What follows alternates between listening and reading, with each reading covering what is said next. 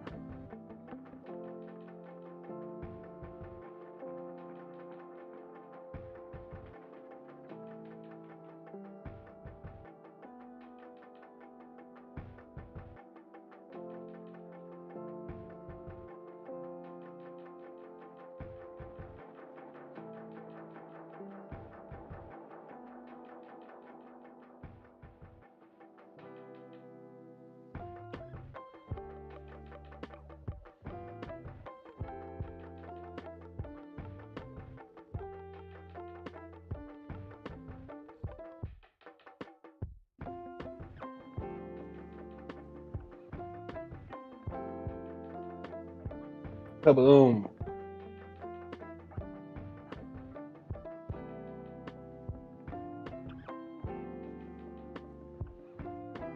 Testing, testing. Did my audio go out? Uh-oh.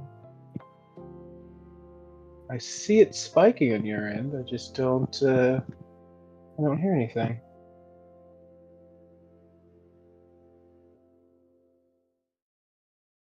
Any chance you muted me or deafened me on your end, Vortex? Hopefully you can still hear me. We shall see. No, I'm muted. Oh, you're muted. That's unfortunate.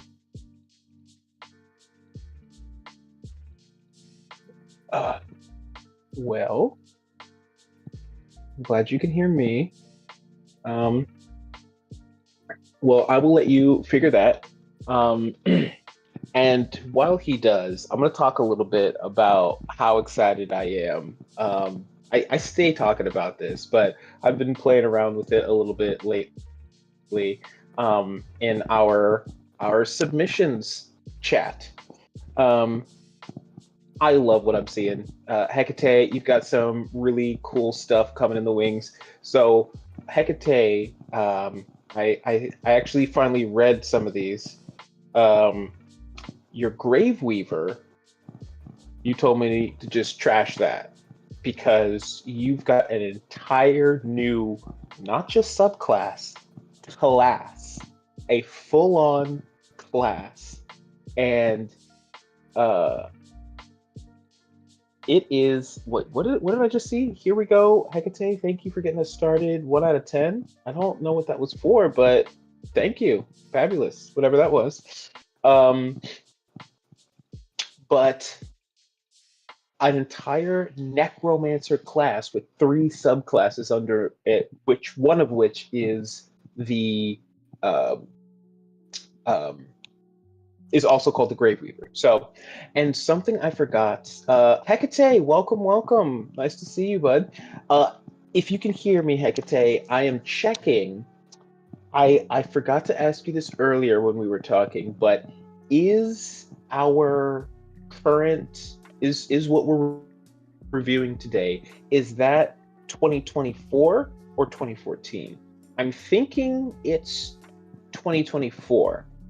Or I'm sorry, I'm thinking it's 2014. I feel like it fits with the 2014 motif. It's a wizard, but it could be 2024. I don't, again, know enough about 2024 to be able to tell what the difference is just by looking at some of them. Some of them are easier, like warlocks and clerics, very specifically, because they start at level 2, and I know they set everything up so that everything starts at level 3 in the 2024 edition. So I'm curious if it is 2024. Okay, I will be sure to add that to the final one that we end up putting out. But I like adding that in there just so that we can confirm, like, hey, what is this going to be most compatible with when I go to try and incorporate this into my game. So let me do that now. We got 5e24 and friendship again. For the general sake, is almost everything that you're submitting to us going to be that same 2024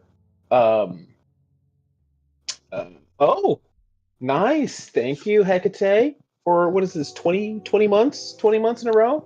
Fire. Thank you for the sub. We were just talking about subs, and actually, this will be a good test. When we go back to the home page, it love Vortex just dancing silently in the background. Oh, I heard something. Oh wait, are we okay? Okay. Oh, you can hear me now. Oh, there it is. Yes, very nice. I have no idea why that happened. That was super weird. I've never had, and we were talking just before that too.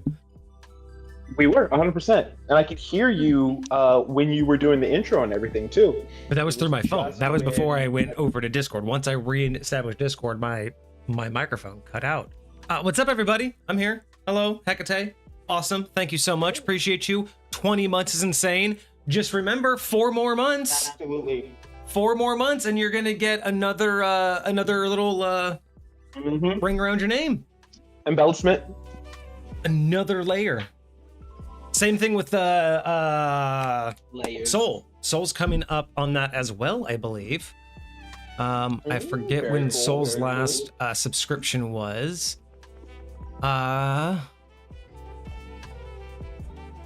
Cart spin for 14. So Cart's already on the board because Cart's been there for 14. I don't know where Soul's been though. Oh, Soul subscribed 19. So Soul's at 19, Hecate is at 20. So 4 more months for Hecate to get another embellishment, and 5 more months for Soul. 5 for Soul. Nice. And then that also means that, yeah, so Cart's got a ways to go. But not bad. I like it. It's kind of crazy to think about it. I do indeed. So I'm hoping you could hear me when I was talking Vortex.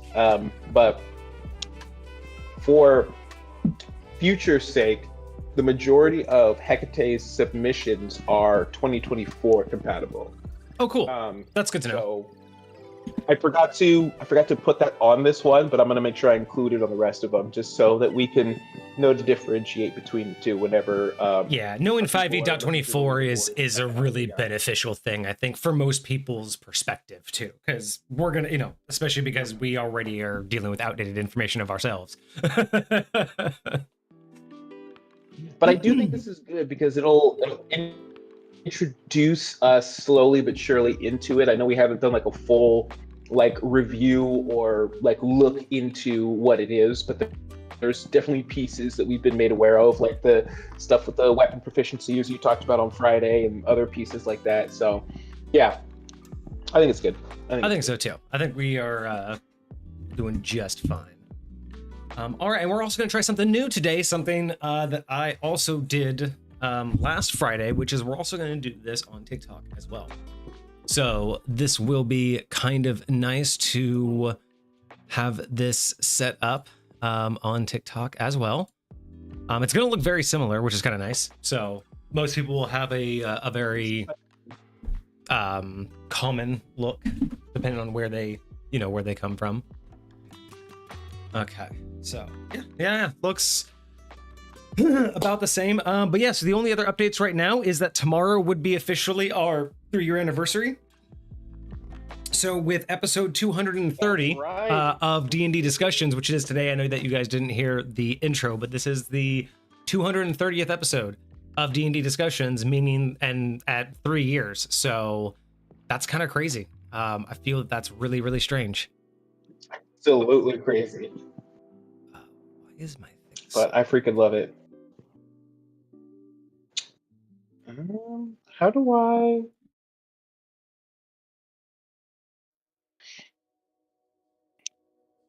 I'm curious if I'm looking at TikTok right now. Are we already live on TikTok? No. I'm still getting my camera just kind of fine-tuned here.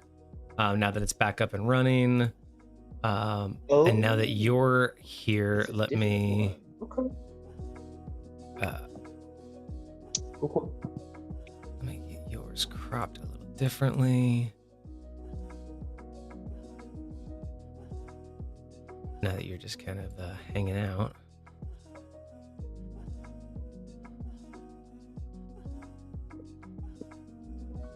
Boom.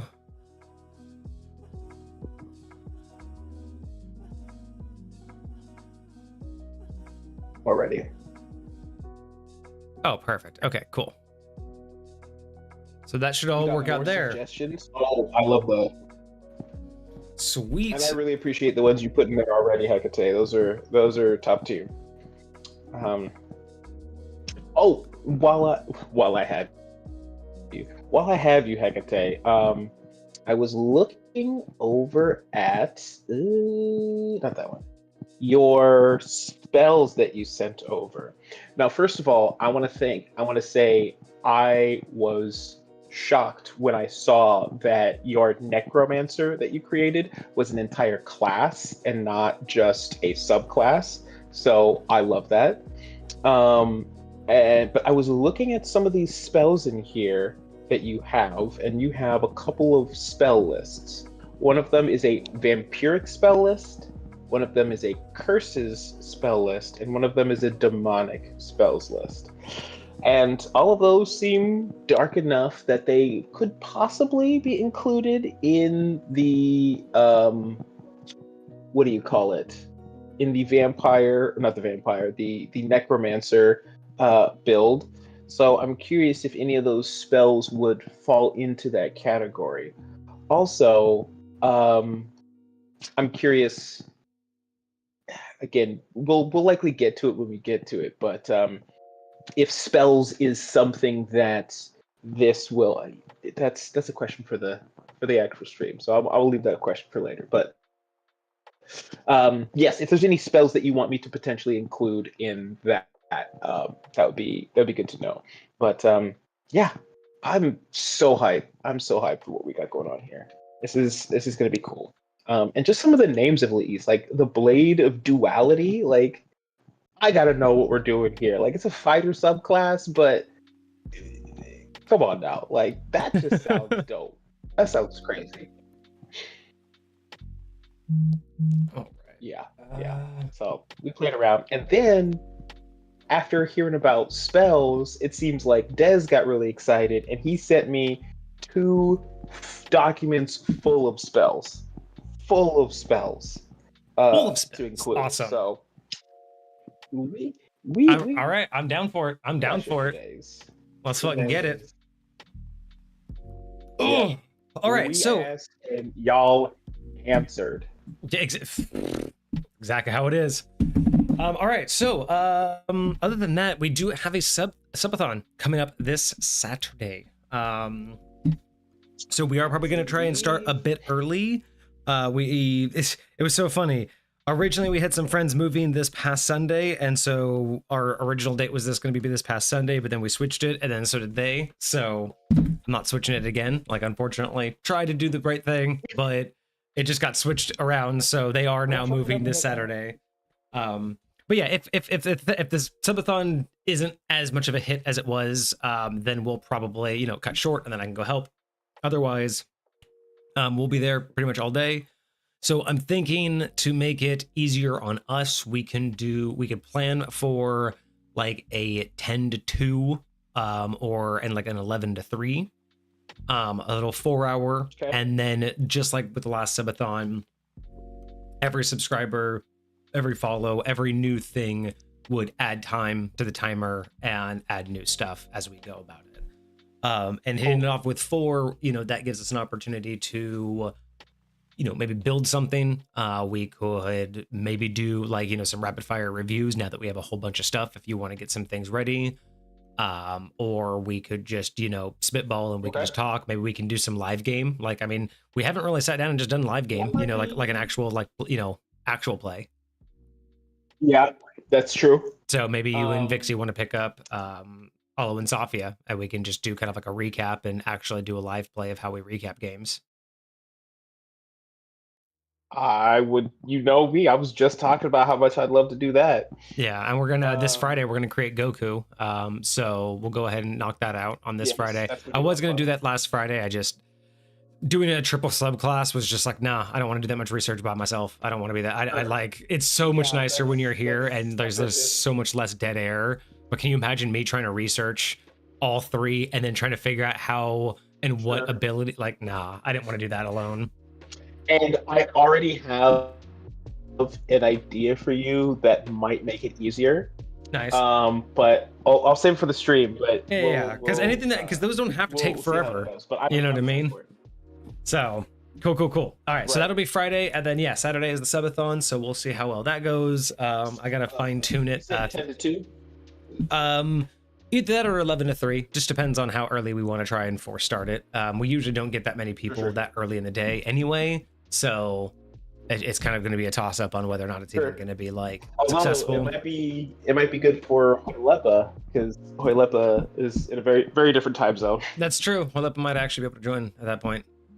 Who knows? I don't know. Right? I don't know, but we'll find out. That's this Saturday. Be there if you can. All right, so we're going to get to our review here because that's the only other updates. So let me pop us over here. Let me get it loaded and let us go live on TikTok. Boom. What is this? Oh, I gotta name it.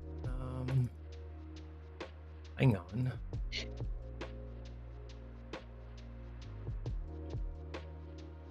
Oh, perfect. Barely enough in the TikTok title. It literally has enough characters to allow School of the Cinderheart review, and not a space more. Wild. Not a space more. That's I love that. right, That is absolute cinema right there. Cinema.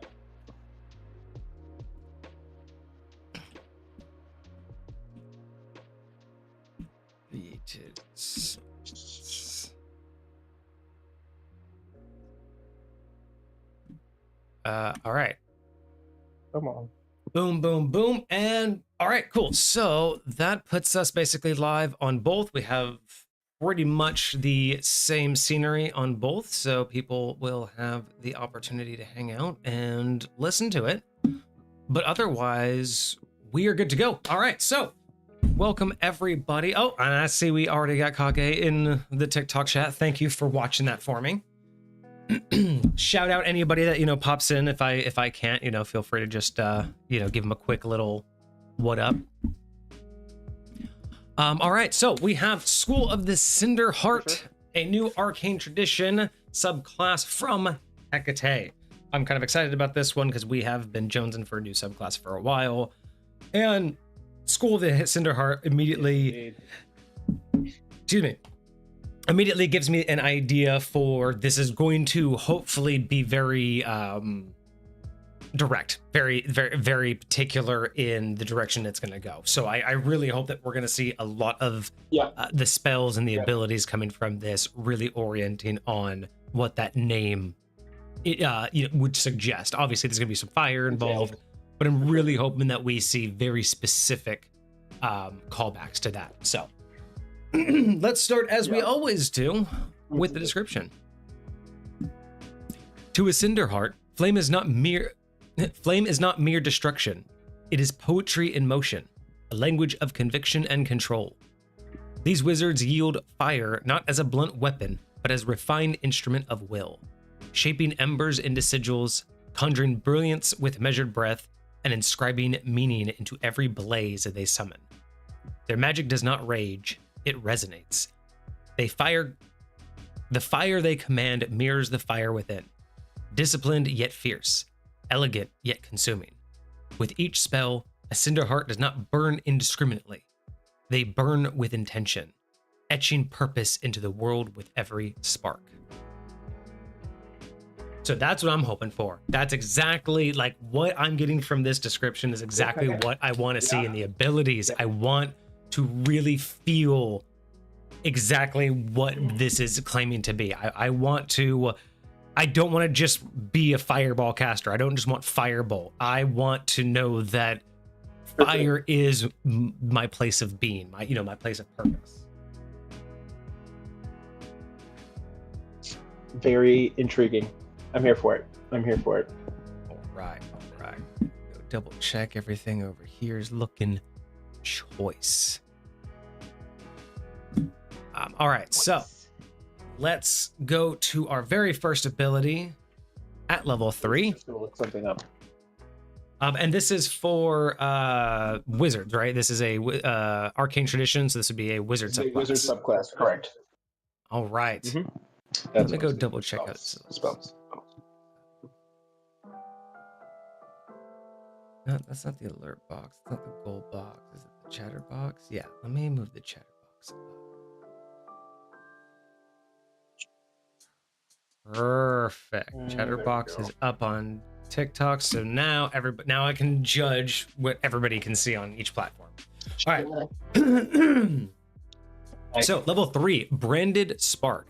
Oh, you know what's interesting? For being a wizard subclass, don't they normally start with like the whole preamble of what spells you get, and you get extra spells, and these don't count for the spells that you know? Doesn't that normally start? So, or is that just for sorcerers and warlocks? Not. I feel like that's for other classes. So some of them will have it. So it's interesting. There are only some sorcerer subclasses that have that. There's Okay, because you know what I'm talking about, right? Like, you know, like exactly what I'm thinking about. Yes, I know exactly what you're talking about. And we've seen it so often. I feel like it's just like, wait, where'd it go? Yes. It's standard. Like, why is it not here? That's the thing. There's some druid subclasses that'll have it, but others that won't. Like the land druid has it, but the moon druid does not. But I think almost every cleric would, because every cleric has a vibe, and they want you to be able to get that vibe from everywhere. I actually think paladins get it too. Okay. Okay. I just want to make sure I wasn't crazy, and like, because I felt like there was something missing. That's on me. Absolutely not. Absolutely not. All right. So branded spark at level 3. When a creature takes fire damage from a spell of first level or higher that you cast, you can force it to make a Constitution saving throw against your spell save DC. On a failed save, it becomes ablazed. When you use this feature a number of times, or you can use this feature a number of times equal to your proficiency bonus, regaining all uses on a short or long rest. Additionally, you may choose spells from the new Fire Magic spell list. You also get Flame Affinity. You also learn they control Flames cantrip. You can use this to manipulate ablazed flames. Okay, so first, real quick, your live is not eligible for recommendation and restricted in search results because it contains unoriginal or reproduced content. Wait, so our live just... Really? So is the live gone? On TikTok? Hold on, let me just... What do you mean reproduce content? It's like our own community content. What are you talking about? What? Did the live just end? Hang on, y'all. What the fuck? My live does not. I still see it. So I understand the decision. No, my live does not contain the content mentioned. Yeah. I'm gonna appeal that because my live does not. So we're still live, right? We're still live. We're absolutely still live. Okay, so yeah, it just popped up with like I'm not available for like recommendation or something, but it was like we have unoriginal content. I'm like, we're reviewing something created by our own community. What do you mean unoriginal? That's crazy. That's what I'm talking about. Reproduced content. It's like this has literally never been seen by anybody but like the author and us. By me and you, and obviously Hecate. Live is not eligible for recommendations. Restricted search because it contains unoriginal or reproduced. I made that. Yeah, I have no idea what that's all about, but I mean, we're still alive. That's what matters, and I'll deal with TikTok later. Okay, so back to Branded Spark. A couple things. We do have to figure out what ablazed is, because I think we need to talk about that real quick in a second. But a few things that I noticed. So I really like the fact that it's going to be an effect based off of the fact that you've done fire damage with the spell. So that's the kind of thing I'm looking for in this class, right? When we talked about earlier, tying back and calling back to the lore, that's what I'm talking about. Like, you set someone on fire and that's your opportunity. I wouldn't even mind later, as a much higher level ability, that it doesn't matter how they got on fire. It can be any fire damage. I would love that as an upgrade later. But it's perfect right now that it's only fire that you cast. I can just use this feature to like make somebody become a... Oh, that would be interesting. Yeah. So I do... Very interesting, actually. And then force it to make a saving throw. And then I do like that it has a saving throw to become a blaze. We'll figure out what a blaze is in just a second. So you can use this feature a number of times equal to your proficiency bonus. You and I have talked about this a lot. That is a great method to scale and to limit what you can do with some of these abilities. So I'm all for that. Regaining uses on a short, long rest. Again, I always find it weird that D&D says short or long. It's like, if it's on a short, it obviously is on a long, but it's weird that you have to say both. But again, that's neither here nor there. I do agree that you get it back at least on a short rest. And then additionally, you may choose spells from the new Fire Magic spell list. So I will have to open that up and we'll look at that in a second. I do love that you get Control Flame. I added that line just to include that in here. Oh, okay. So we got to look at Control Flames. We got to look at Control Flames. Because Control Flame is great, and the fact that it works on the Ablazed. Because if this works on a person that is afflicted by Ablazed, like, I have so many questions. I have Okay. so many questions. So let's look at this real quick. It's an do action. control- It's instantaneous or an hour, so you choose a non-magical flame, which is interesting because a blaze is technically from a magical spell.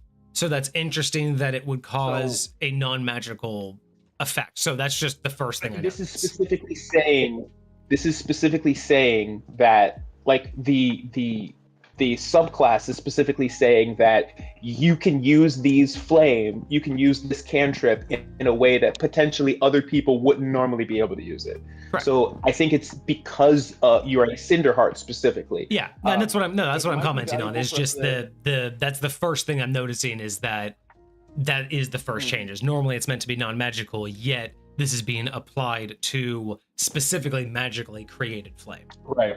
So, because like you have a lot of different questions. I'm just trying to point out all of the first things I've noticed is you're taking a cantrip and immediately applying it to something different. Because not only are you getting this cantrip, but you're getting an elevated version of it. So that's the first thing I notice. So the rest of it seems fine. It's one that you could see within 5 foot, and it could have been one that you created. So instantly expand the flame 5 feet in one direction, provided that there is fuel present. So that I get the idea that if you've cast fire on somebody and now they're ablaze, if they're next to something and you want to light that thing on fire, I think that's the mentality here, is you'd be able to let it jump to something. This is why I was thinking we might want to look at the ablazed condition first, because one of my first questions is, if something like this is possible, am I afflicting the new target with the ablazed condition?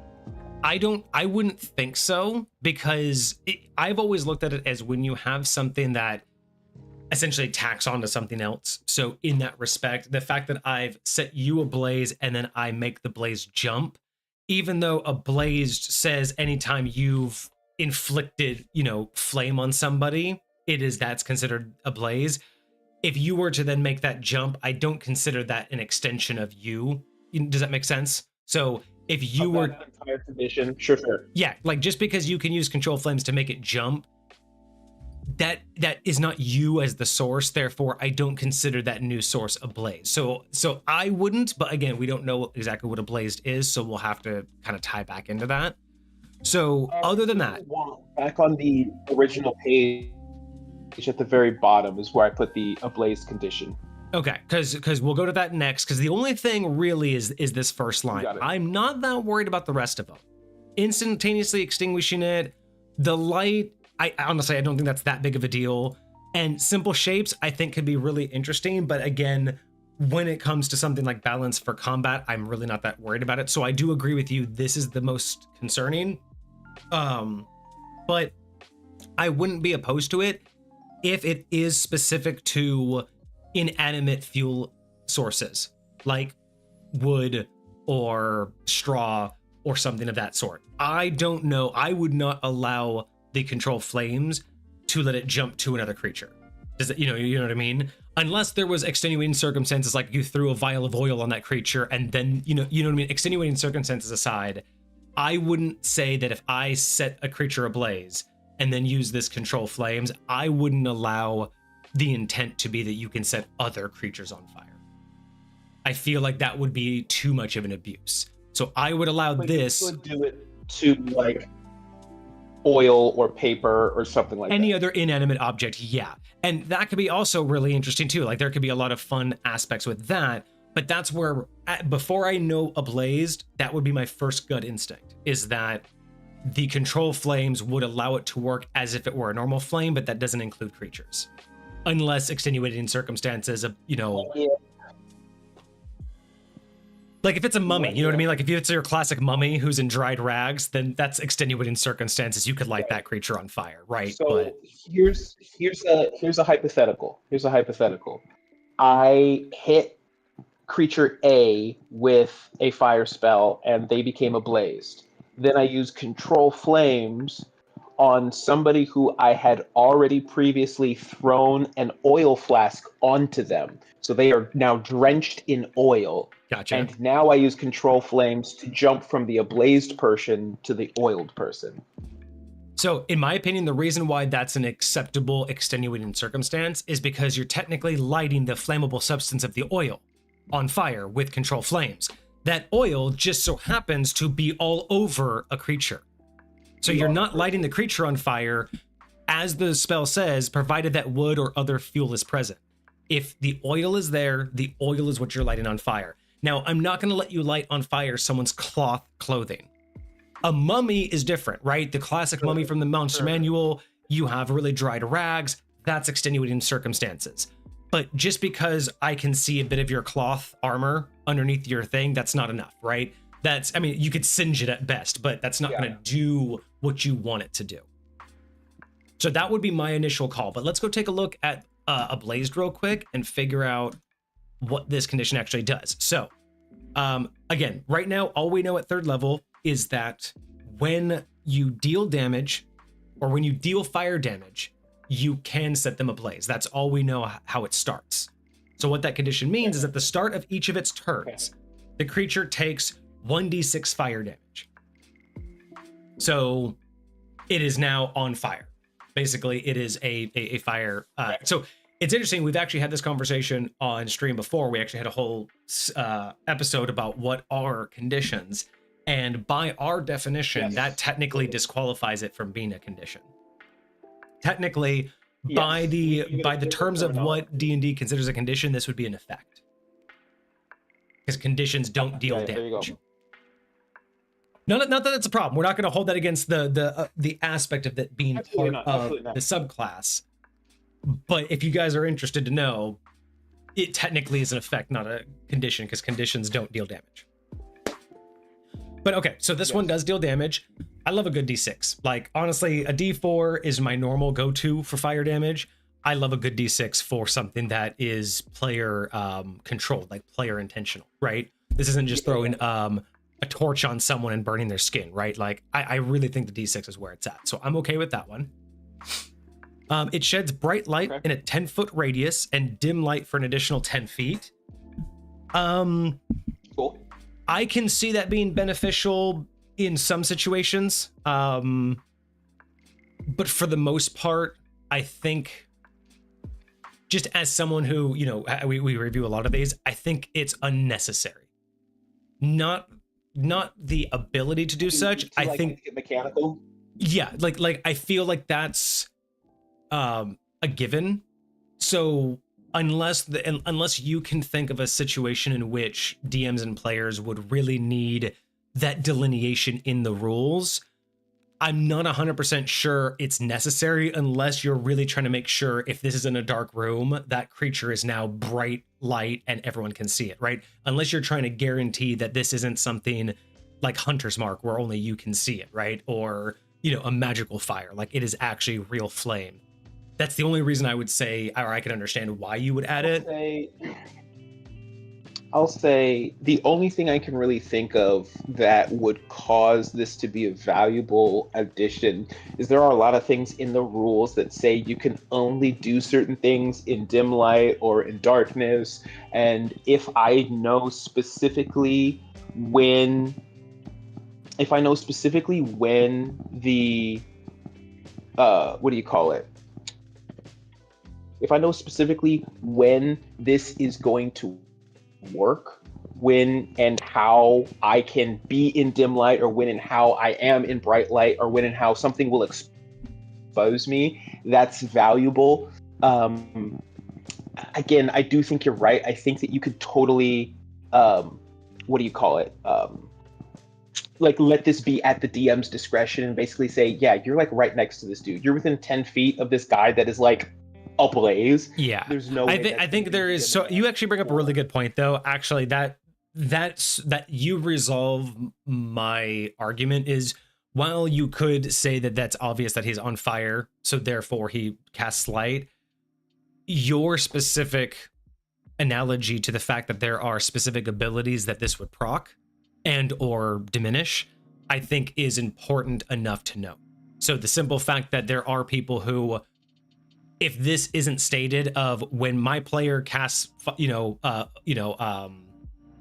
the other cantrip? Firebolt. right? If I cast Firebolt and set someone ablaze, and I read this out going, okay, so he's going to take 1d6 fire damage the next turn, and he's considered bright light, that's going to remind my other players, oh, he's now bright light, we're no longer in darkness, oh, I got this ability that procs when I can see. And that's where the snowball effect. So specifically your argument stands because it is a good idea to remind everybody of all of the conditions that apply to everyone in the room, and having that assumption may take away that, because 5th edition really does lean on that, right? It leans on people needing to know when their things are going to be in a proc.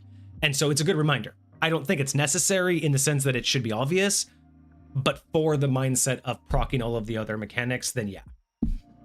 Hecate says, Hecate for those on TikTok is the author. Hecate says, this one for me is needed because when they ran it on Foundry during night raids, it helped people who don't have dark vision, because on Foundry you can put a fire animation in the light radius. Okay, so the idea again being if you're in a VTT and this happens, again, it's a visual reminder that suddenly there is now visible space.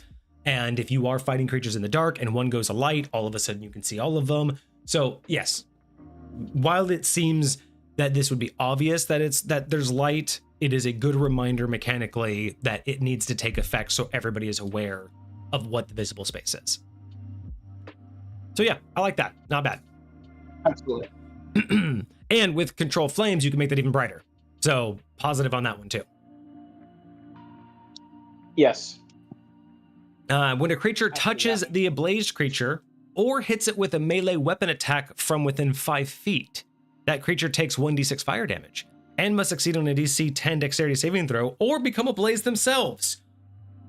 That's an absolute curveball I did not expect, and I am 100% here for it.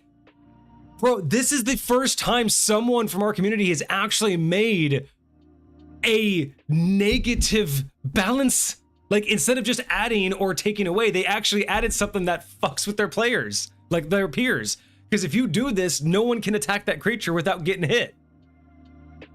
Unless you have immunity or resistance to fire damage, you basically lock that player down or that creature down. I love it. When you traditionally, when you what do you call it? When somebody is on fire, how would you say you put that fire out? If I wanted to help my friend and put his fire out, you would have to like pat them down, right? I mean, I would do, yeah. Honestly, it really just depends, like situationally. Like if you had a blanket, I would do that. Drop and roll, any kind of water source. Because for the most part, like you're not ablaze like you're covered in gasoline, right? It's usually going to be like embers and or something that's on fire. For me, it like the help action is enough, right? Unless you're absolutely like completely on fire, I would say more often than not, the help action is enough because you're just isolating whatever is the burning spot and you're removing that as a concern. So for this seems more like the flame is so chaotic and not isolated that getting near it, is very easily succumbing to you. So again, that's like, my arm is on fire. It's I am on fire.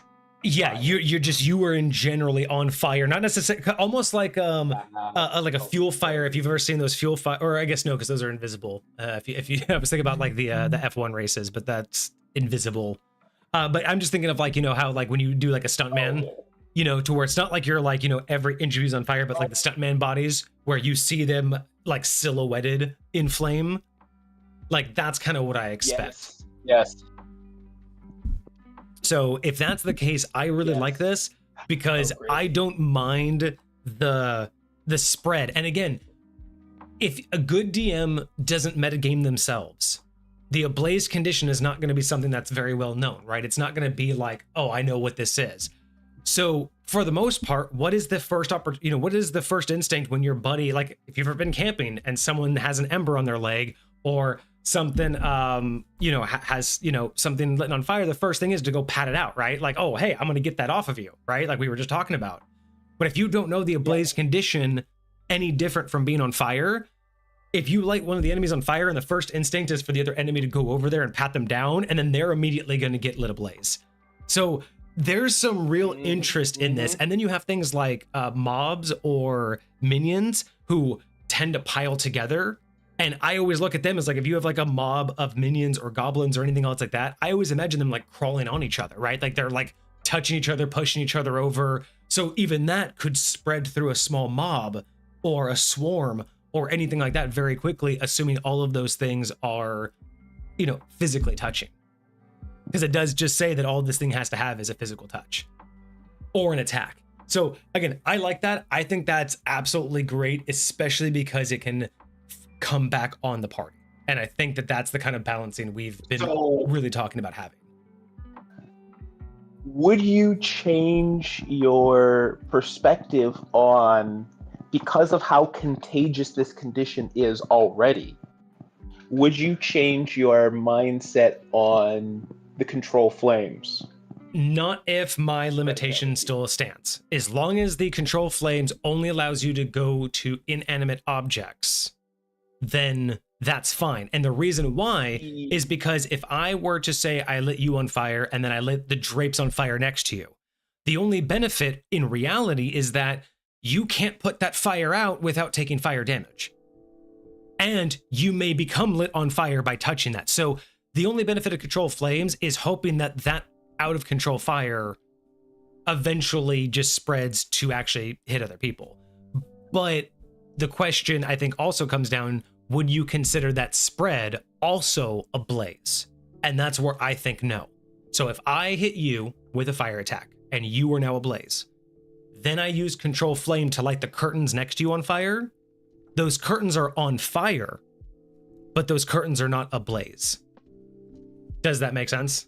But then in that same scenario, if I light you ablaze and then you stumble around and fall into the curtains, they touched the creature and they're within 5 feet of the creature, so they would take the 1d6 fire damage and then they would become ablaze unless they succeeded a DC 10 saving throw. So them just going up to them, and now it is effectively a blaze in and of itself, and it has that condition because I touched it, versus I just caused it to magically jump. I'm just giving it a little bit more. Right. It's not even more range because it still has to be within 5 feet. But I mean, and that's where just I can do it at will rather. And that's where I'm concerned with it though, because at that point it's a built-in workaround for the limitation of blaze. Like blaze has a limitation, but the only person that gets blaze is a subclass, and this subclass has a workaround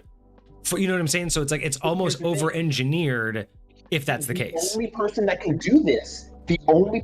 do this is you. Yes. No, that's my point. So but you're not listening. That's my point though, right? So there's this ability that only one person can do, right? This ablaze ability is only this wizard, and it has a limitation that it can only spread by physical touch. But the only person that can inflict this has the only perfect built-in workaround, which is they automatically get control flames, and control flames can control this remotely, which overrides the need for physical touch on the only, you know what I mean? It's basically, it's a self-solution. It's an over-engineered solution for a problem that didn't need to exist, because if the case was they were going to go overcome it, it could just be part of the condition that they can let it jump to a nearby person with a bonus action. We didn't need control flames.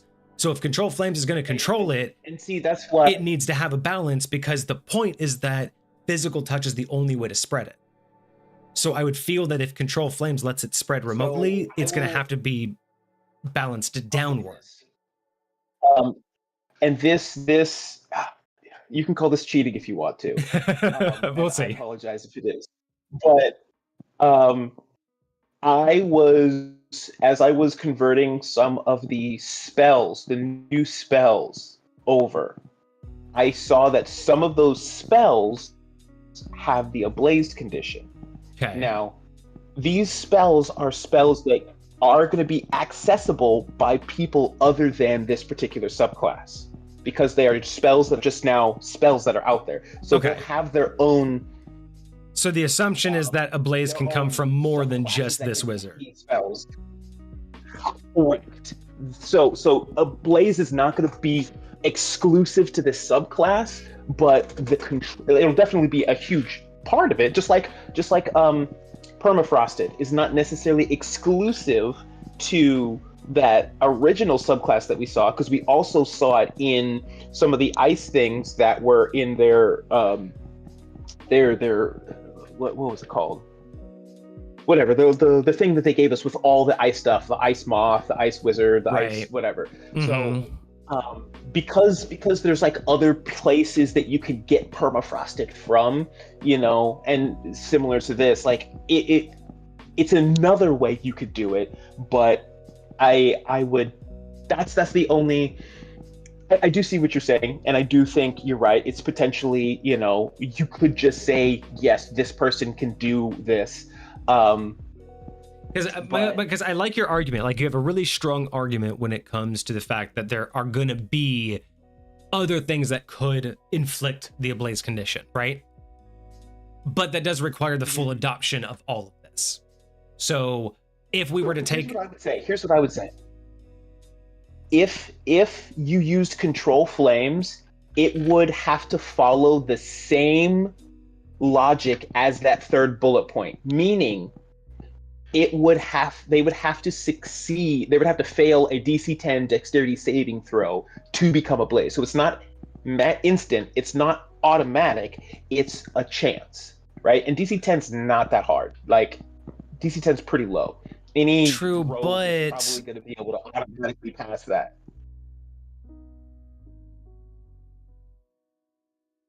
Because I'm also trying to think of, like, 'cause basically what this means is I could hit one creature with a cantrip, set them ablaze.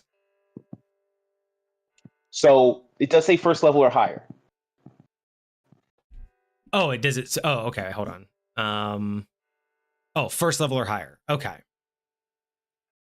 And then control flames is a cantrip. So basically what this is saying is, as long as you pull off getting one person set ablaze, it's only a cantrip to basically jump to other people instead of having to burn another spell slot. Yes, but I'm pretty sure the way that works is control flames is an action. You're wasting your entire action to just set one other person ablaze. Yeah. Now that could be worth it. That could be worth it to you, to just set one person ablaze with your action. But it also, you could do so much more with a lot of other stuff too. You know what I mean? So I don't think it would be out of balance if, when you used control flames on an ablaze target, it had to follow bullet point 3 to potentially set the new target ablaze if it was a humanoid or a creature or something to that effect. So are you saying, though, that you would allow for control flames to target a creature? Because that was the other argument that I made, is that normally control flames is not meant to target a creature, but a fuel source. So would you still say that that limitation holds? Or would you say that control flame allows for you to actually, because this one requires a creature to attack you or touch you. I would say that it could, only because my question would be, when that target is being set ablaze, what is that ablaze? What is that fire's fuel source? Is it the person? Is it the clothes? Is it some oil that's on them? What is the fuel source at that point in time? If it's the creature itself, then I would say yes, you could target the creature, especially if you're giving it the ablaze condition. And Gotcha. Especially if the source of it is the magical fire that originally set the original person on fire. Like, okay. I would say if you're trying to use control flames on like a campfire and jump it to a person, you're not going to set that person ablaze. Like, that's not going to happen. Like, you're going to use, if it's regular fire, it's going to have the effects of regular fire. But if you used your magic and a first level spell to set somebody ablaze, then I can use control flames to target another creature within 5 feet of them and make them make a dexterity saving throw or become ablaze. So, you know what's also interesting too is, from what I'm reading here, based on the language, so as far as I can tell too, ablaze only affects creatures anyway. So that's another thing to take into account, is the way this is written, Ablazed really isn't something that you can cause to anything else in the first place. So whereas Control Flames would normally, you know, like you said, control a fire to, say, light a torch or vice versa, this really, because if you look at it from the very beginning, right, like from Branded Spark, when a creature takes fire damage, they become ablaze. Now, Control Flames says non-magical flame, but you're not targeting non-magical flame. You're targeting the blaze, the ablazed flame, right? So when you say instantly expand it to one direction, realistically, that is within the bounds of another creature. So I guess that is, if we look at it from that point of view of Control Flames has two versions, regular fire and ablazed fire. When controlling ablazed fire, your only option is to target another creature, because the whole purpose of it is to target creatures. So I guess, yeah, so I guess that whole argument really, from that point of view, it is fine that Control Flames can make it jump to a creature, because that's really what it really wouldn't be able to be used otherwise. Like, you wouldn't be able to use it on ablazed in any other condition other than like making it brighter or dimmer. And I don't think that's going to be really the focal point, right? I think the Control Flames aspect will be to make it move. Yeah. The other question is then, at that stage, so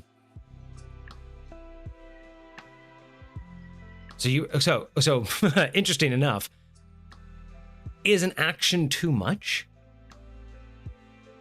Like, would you almost say that this should be a bonus action to jump it? Because like you did say, if I'm a wizard, unless I'm out of spells, when do I want to use up an action for a cantrip like this, when a cantrip most likely could even do more damage than 1d6?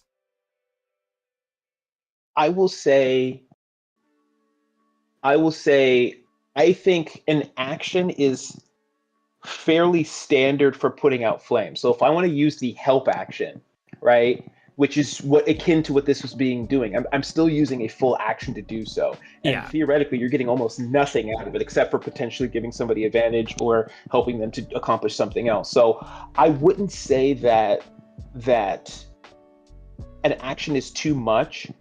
I would ask, if another creature touches me, how is an adjacent ally trying to douse the flames without touching me? Like, I want to know like how dousing the flames works, unless you're specifically talking about water.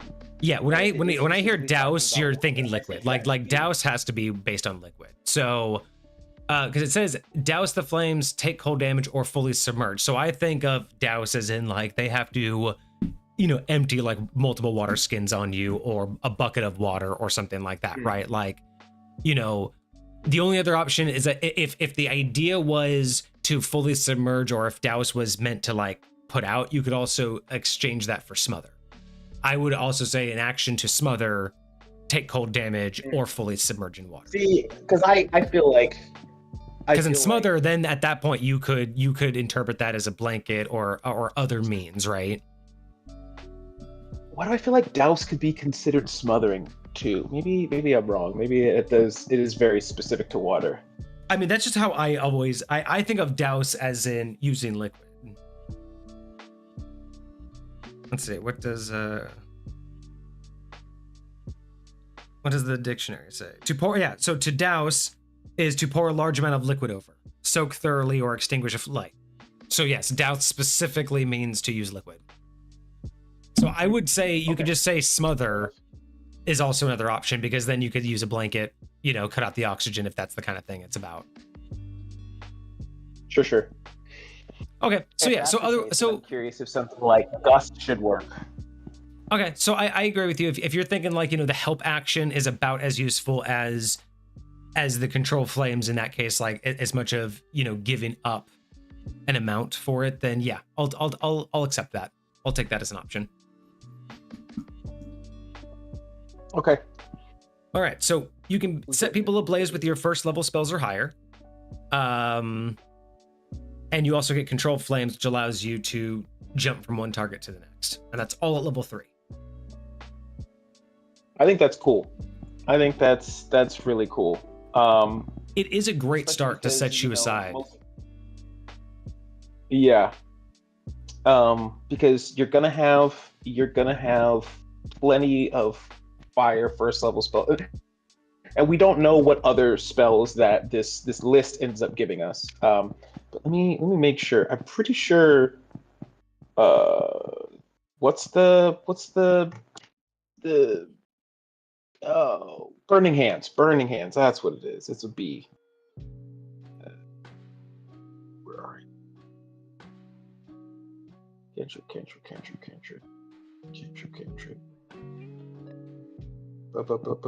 Burning hands. First level spell. Yeah. See, perfect. Yeah. That's gonna be like your bread and butter out the gate. You come up, you get at least 2 to 3 people in an area, drop burning hands, you see if you can't get them all ablazed. That would be crazy. Yeah. If you got all 3 of them ablazed all at once, or more. Because the 15-foot column, that's pretty decent. You're likely gonna do that. Well, I have an idea, and if it's not something you get now, ooh. Okay, so here's what I want. I think it would be so cool if somewhere in this build you had a feature that basically said something to the effect of, for 25 gold pieces or an additional 25 gold pieces, you can transcribe a spell that is in your spell book that is of a different element to fire. So you're like, it wouldn't work on something like psychic damage, or maybe even not even like force damage, but like, say if you had what's a good example? I might even be okay with like radiant and necrotic damage. But like, okay, Ice Knife. Ice Knife currently does cold damage. But if I could take the first level spell Ice Knife and basically say, this is now Fire Knife. Mm-hmm. It's the same spell, all the same effects, damage type is different. You can already theoretically do that with a certain type of wizard that allows you to just change, I think it's the Scribe Wizard, you can just change the element to literally anything, from anything to anything, anytime you cast a spell. Like, there's already a subclass that does that, but if you could like just spend some money to basically rewrite this spell to just change it to fire damage, I think that would be such a cool feature for something like this. I don't think it would be that breaking. It would just allow you to synergize a lot more. I kind of like that idea, though. I honestly, I've always enjoyed the idea of being able to modify spells based on your particular affinity. So I'd be down for that. That would be just a cool feature to have in. All right. Well, that's only level 3. That's still quite a lot, and you're already set aside from other wizards. Like, that really sets you in a great path. So I'm kind of excited to see what else we get. But Ablazed, I'm here for it. I'm here for this being more than just an extra spell. All right, absolutely. So level CX, we get Scorched Earth. When you cast a first level spell or higher, that deals fire damage and affects an area. So this is AoE spells, not targeting creatures. You can ignite the ground within that area for 1 minute or until extinguished. The area becomes burning terrain with the following effects. It is difficult terrain for hostile creatures. A creature that enters the area for the first time on a turn or starts its turn there takes fire damage equal to your proficiency bonus plus your intelligence modifier. Ablaze Synergy. A creature that is already ablazed takes additional fire damage equal to 3 times your intelligence modifier when it takes this damage. Ignition Spread. If a creature fails a dexterity saving throw against one of your fire spells while it's in this area, it automatically becomes ablazed. You can use this feature a number of times equal to your intelligence modifier, regaining all uses on a long rest. So a couple things that immediately struck me. So I like the ongoing aspect that these are first level or higher. Like I like the continuation of that. I like that the first one targeted creatures. I like that this one's targeting AoE spells. I'm really a fan of that. I like the idea that it ignites the ground. 1 minute's totally fine. So let's go with these bullet points. My first instinct is that even though that this is level 6 and we're at a higher level than the previous ability, I personally still think that at this low of a level, if the first one can affect your party, so should this one. So if I hit a person, if I hit a creature and they go ablaze and my party member can become ablaze because of that, I think this should be affecting everybody. I think this should just be difficult or hostile terrain, or just difficult terrain, period. Not just to hostile creatures. Agreed. Just because the other one was too. Now, I don't mind level 10, level 14 saying, hey, that note, you can now only affect enemies. Totally fine. But it's too early to get to have that much control, in my opinion. I agree. Creatures that enter the area for the first time or starts their time takes damage equal to your proficiency bonus plus intelligence modifier. I was at first a little taken back by this. I was kind of like, this is a little jarring. It's extra math. It's unnecessary. We could have just done the same D6 as before with a blaze, but I get that we want a little bit of uniqueness. But then coming down to the bottom where it says you can use this feature a number of times equal to your intelligence modifier, I get now why we're trying to change it up a little bit. So what are your thoughts on that? The fire damage being proficiency plus static damage. Yes, and that was the other thing. That was the other one I wanted to bring up. Is static is always nice when you're dealing with stuff like this. At low level, I feel like this is fine, but at higher levels, I feel like that damage is almost meaningless. Because at what, at best even at the best you can get 11. You're going to get 11 damage. 11 damage. So yes, it's theoretically double digits, but only barely. Because you're going to eventually get a +6 to your proficiency bonus, and your intelligence modifier will max out at 5 unless you get stuff that increases it past that. So I wouldn't mind this being twice your level. It's a little bit different. Twice your level? Twice your level, because at level 6 that's 12 damage. Level? Yeah, twice your wizard level, that's only 12 damage, but I mean max 40. And again, that's just by starting your turn there. You know what I mean? Like that's a hell of a lot of damage to accidentally start your turn in that field of fire.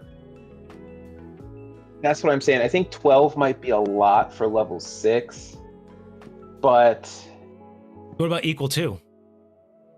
Equal to your what about your level plus your modifier? So right now it would be 6 plus potentially 5, but from here on out it's going to go up every level. It's going to go up by 1 every level. So what if it's your level plus your modifier? So at best you're going to get 23 or 25, and 25 still not that bad. Again, when you start your turn and you just take this damage for AoE. That's not bad. So here it would be 10 if you have a +4 to your intelligence. Yeah, you could have a 10 easy. Yeah, it's not that much better than the D6, but it is going to be static damage, and it is going to level up with you. So again, static damage is always better, even if it's at lower amounts. I mean, even a static 10 is still pretty devastating over time, right?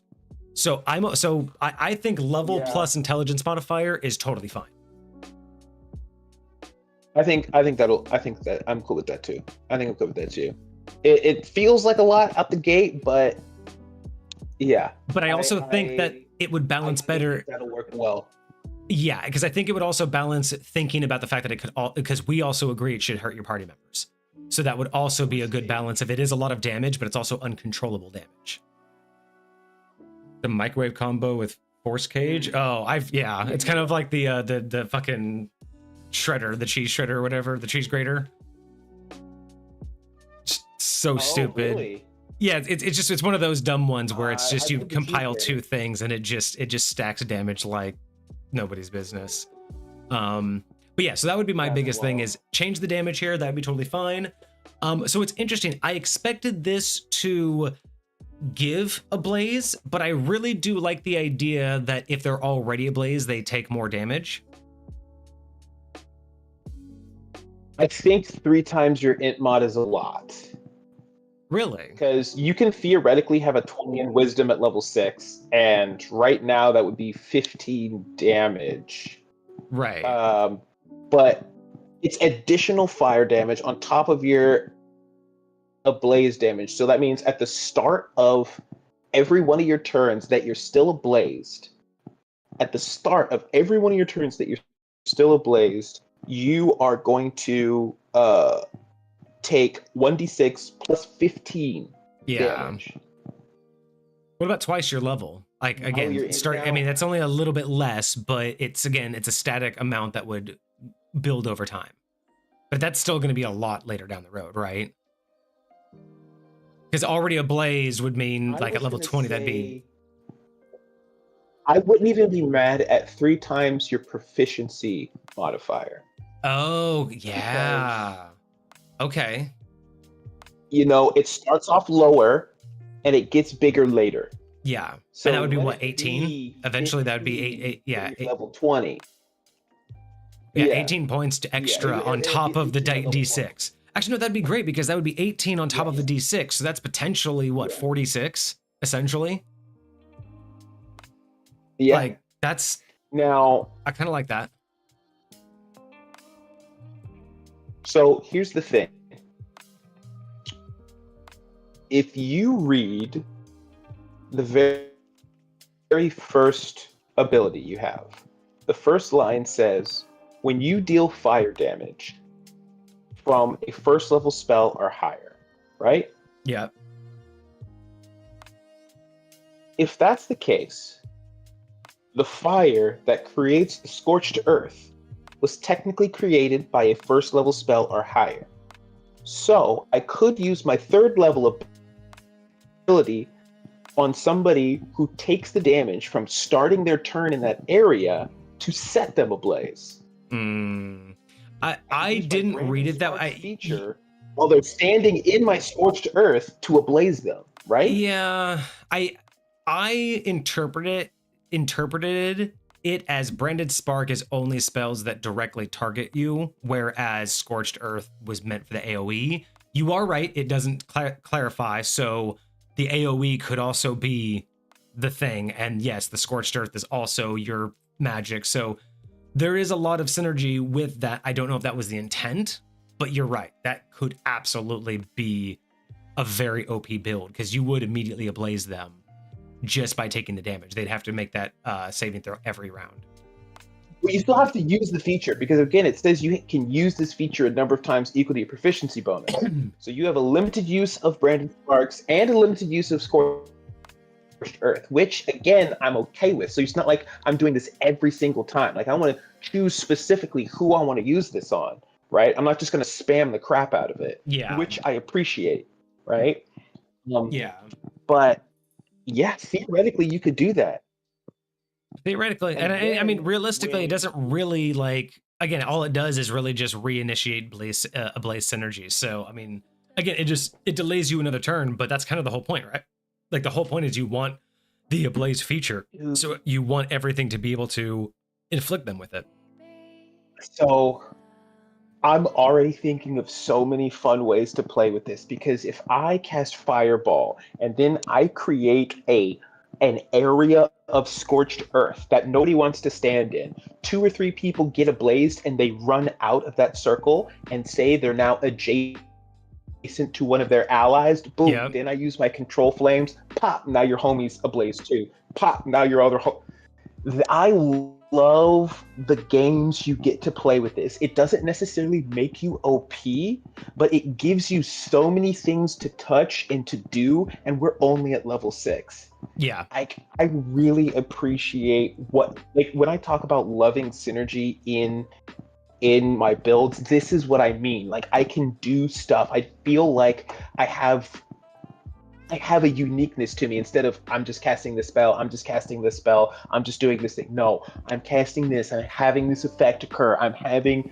all these different pieces. Yeah, no, this is very cool. I really like what I'm seeing so far.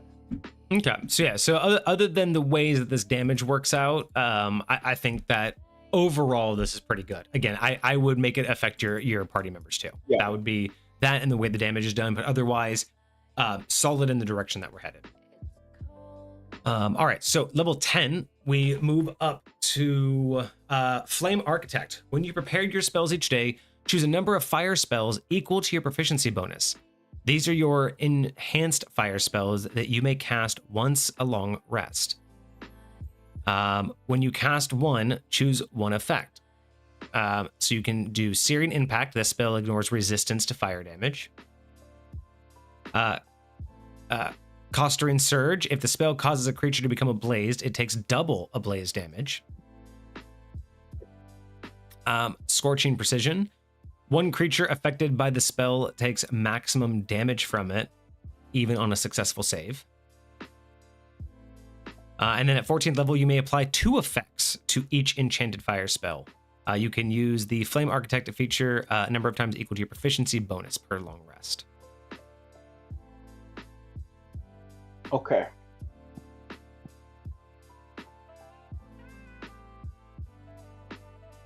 When you prepare your spells each day, choose a number of fire spells equal to your proficiency bonus. So these are enhanced fire spells that you may cast. Okay, so this reminds me of old school casting, like second edition casting, where if I want to cast multiple magic missiles, I have to memorize magic missile multiple times. Mm-hmm. I don't know why it gives me that vibe, but it kind of does, because I'm picking specific spells at the beginning. It's almost over-engineered, because like really you could just say that you have a number of enchanted fire spells equal to your proficiency bonus each day. Anytime you cast a fire spell, you can burn one of these slots. Right? It's basically just a token. It's a kind of like its own special. It's not really a spell slot. It's a spendable token. I don't know if you really need to prepare them. I think it's just more of whenever you do a fire spell, you can say it's upgraded. Yeah, it's instead of having to like choose ahead of time which spell type I want to apply this to, I could just say I choose when I want to use it. When I cast this particular fire spell, when I cast this version of Fireball, I'll be honest, I'm gonna have this, right? I don't think it'd be that much different. No, totally. And I'll be honest, if you're gonna choose it ahead of time, I would also make you choose the effect ahead of time. Like, it doesn't make sense to say this spell is gonna have the enchanted spell, but I'm gonna choose the effect later. It's like, well, then why even bother saying that's the spell I'm gonna do when you might not, you know what I mean? I would just rather have it as, when you choose to cast a fire spell, you may burn one of these slots. You have a number equal to your proficiency bonus, and you can basically it's like upcasting. You can turn it into one of these abilities, right? You can add one of these abilities. Yes. And with that, honestly, I'm wondering if, they're not really that big of a deal. So I don't think a number equal to your proficiency bonus, I think is fine. That gives you quite a lot, but I think that's totally fine. Mm-hmm. Yeah, I get that they prepare spells, but I think, again, if you're not going to choose the effect, then why really, like, I don't know. I just say it just could be cleaner by just saying, you can do this whenever you cast a specific type of spell. Because then it would also mask for, like, magical items. Because if this was anytime you cast a fire spell, it could be applied to other means if you wanted it to. So I guess that's another option. Here's what I would say. It makes so much less sense to choose these spells at the beginning, but then have a limited number of uses of this particular effect.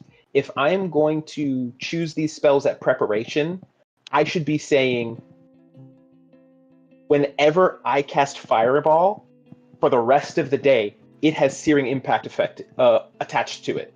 It now is Yeah, searing that's what I impact was saying. fireball. Is like That is you how I would prepare tie the the spell effect to in the my spell. Yeah. preparation stage. Yes, and it would be every time I cast it. It would not be limited to uh um a proficiency bonus number of times. It's that spell for every time I cast it. So if I prepare Fireball, every time I cast Fireball, it has that. And if I want to use a higher level spell slot, I want to use a 5th level spell slot, yeah, it's still got Searing Impact on it. Every Yeah. single one of them. If every single spell I cast today, all 20 spells that I cast today are all Fireball, then all of them have that effect on it.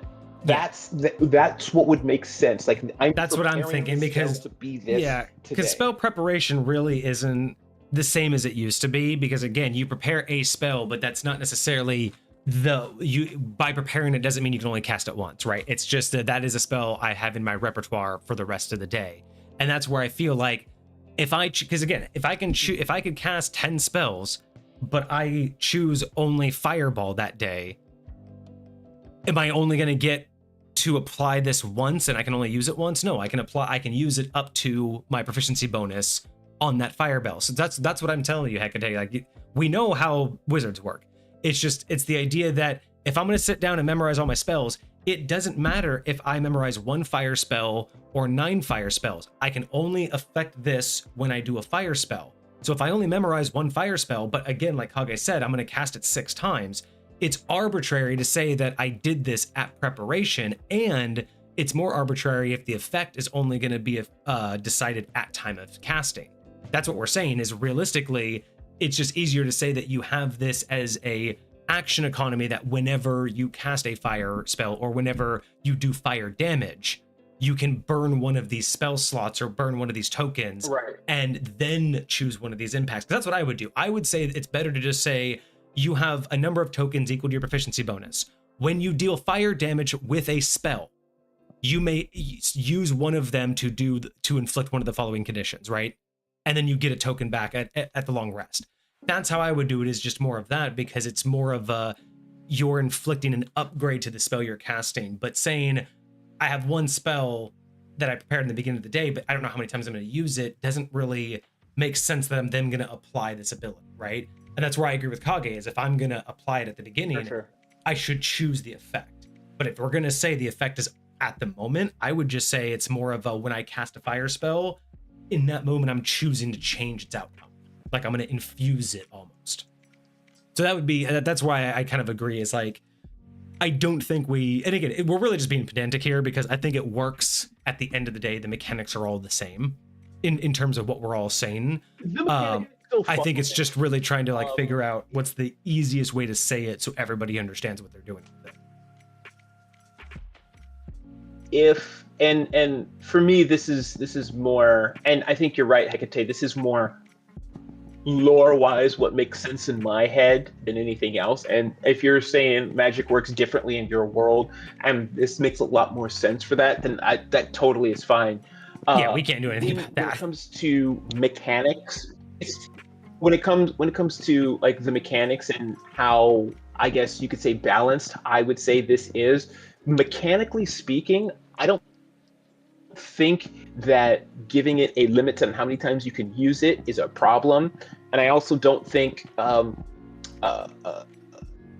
limiting how many spells you could use it on, theoretically, because that's basically all when you prepare your spells, that's all it's doing, is it's limiting how many spells you can use this effect on, right? Mm-hmm. Not only is it limiting how many times you can use it, it's limiting how many specific spells. So if I have 10 fire spells in my repertoire, I can only use this on 3 of them. And if that is your intent, I understand the desire to want to set it up where your preparation, you can choose which spells you're doing. And so, I would say this type of gameplay would likely lead me as a player to, at the beginning, kind of set in my mind what spells I'm going to choose always. And by the time I get to level like 15 or so, I'm going to have 3 spells that I prepare every single day for Flame Architect. Like, they're going to be my go-to spells. They're going to be the ones that I say it is most likely that I'm going to get the best. Hecate did say that a lot of these effects were modeled after things like Fireball, being that those are going to be the more popular ones. So maybe that, you know, would be the choice, right? Maybe that's the idea, is to be a little bit more mindful and not try to bring the entire arsenal, right? Maybe it's because, I mean, I think, you know, some people do try to do that as a wizard. They try to bring everything, and then other people try to just like hone it in on, no, I want to only do this one spell. So maybe this is trying to bridge that gap, give you a wider range of spells, but still try to help you be focused, maybe? Again, I'm not actually sure. I don't think Hecate's ever really explained how magic works in their settings, so I'm not exactly sure, you know, what the nuances would be. And for me, that's where my opinion is a little bit distorted, because with AD&D, how they do spell preparation, this, in my opinion, would be very specific to the individual spells themselves, right? Especially for a wizard, this would be almost like you're prepping the spell, but then you're infusing that prepped spell with one of these pre-decided effects. So that's where my feelings kind of distort me for saying that if I'm going to do it at the time of preparation, then I should know what I'm getting out of it at the end of the day, right? Whereas if I'm going to get to choose to infuse it at the moment, then it should just be really about what is the trigger and how many times. So that's where my bias comes in on that one. But overall, I still think it's cool. I still think the idea of being able to upgrade these fire spells in this way is still rock solid. Like, that is absolutely a great idea. And I don't mind any of these. Ignoring resistance. Actually, Hecate, ignoring resistance. Question that I know Kage and I usually have for questions like these. Is this a shift in all resistance levels, or is it just ignoring resistance to normal? Or does it do immune to resistance and normal to vulnerable? Because I don't think D&D has a phrase for that. Like, they don't have an easy way to say that. You have to basically identify all of them. You know what I mean? Because there's not like a resistance shift. They don't have a way to say that. I wish they did. That would be great if they had like a term for that block. Instead of ignores resistance, I would say reduces resistance. Oh, yeah. If you just say that, if I have immunity, then I reduce it. If I have resistance, then I reduce it. Now, the question would be, if you're specifically saying, I would say, like, it reduces efficacy of particular damage type. Because then, if you have zero resistance, it makes you vulnerable. Yeah. But if it's just affecting resistances, then it can only bring you down to normal. And this is just meant, Hecate confirms this is just meant to affect resistance itself. So only the resistance, not it won't work immune. Got it. But speaking of, there should be a way to identify that easier than labeling all of them. Yes, and that's the 5th edition thing for sure. All right, cool. So yeah, so I like all of these. I think, yeah, it's just really how do you run your own game in terms of what does memorization really mean? I think it's more of a pedantic argument than anything else. All right, we have 2 more. All right, so at 14, we have Crown of Cinders. As an action, you activate your Crown of Cinders, breathing yourself in flame for 1 minute. You do not need to concentrate on this effect. You get the 4 following effects. You emit a 10-foot radius aura of flame. Creatures that enter or start their turn must make a dexterity saving throw. I like that it says creatures and not aggressive creatures, but even more so, going back to that other one, if this level 14 affects everything, then again, your level 6 absolutely should. So, all right, so you emit a 10-foot flame. Everybody's affected. On a failed save, the creature takes 3d6 fire damage and becomes ablaze. On a success, it takes half damage and is not ablaze. Actually, that makes total sense.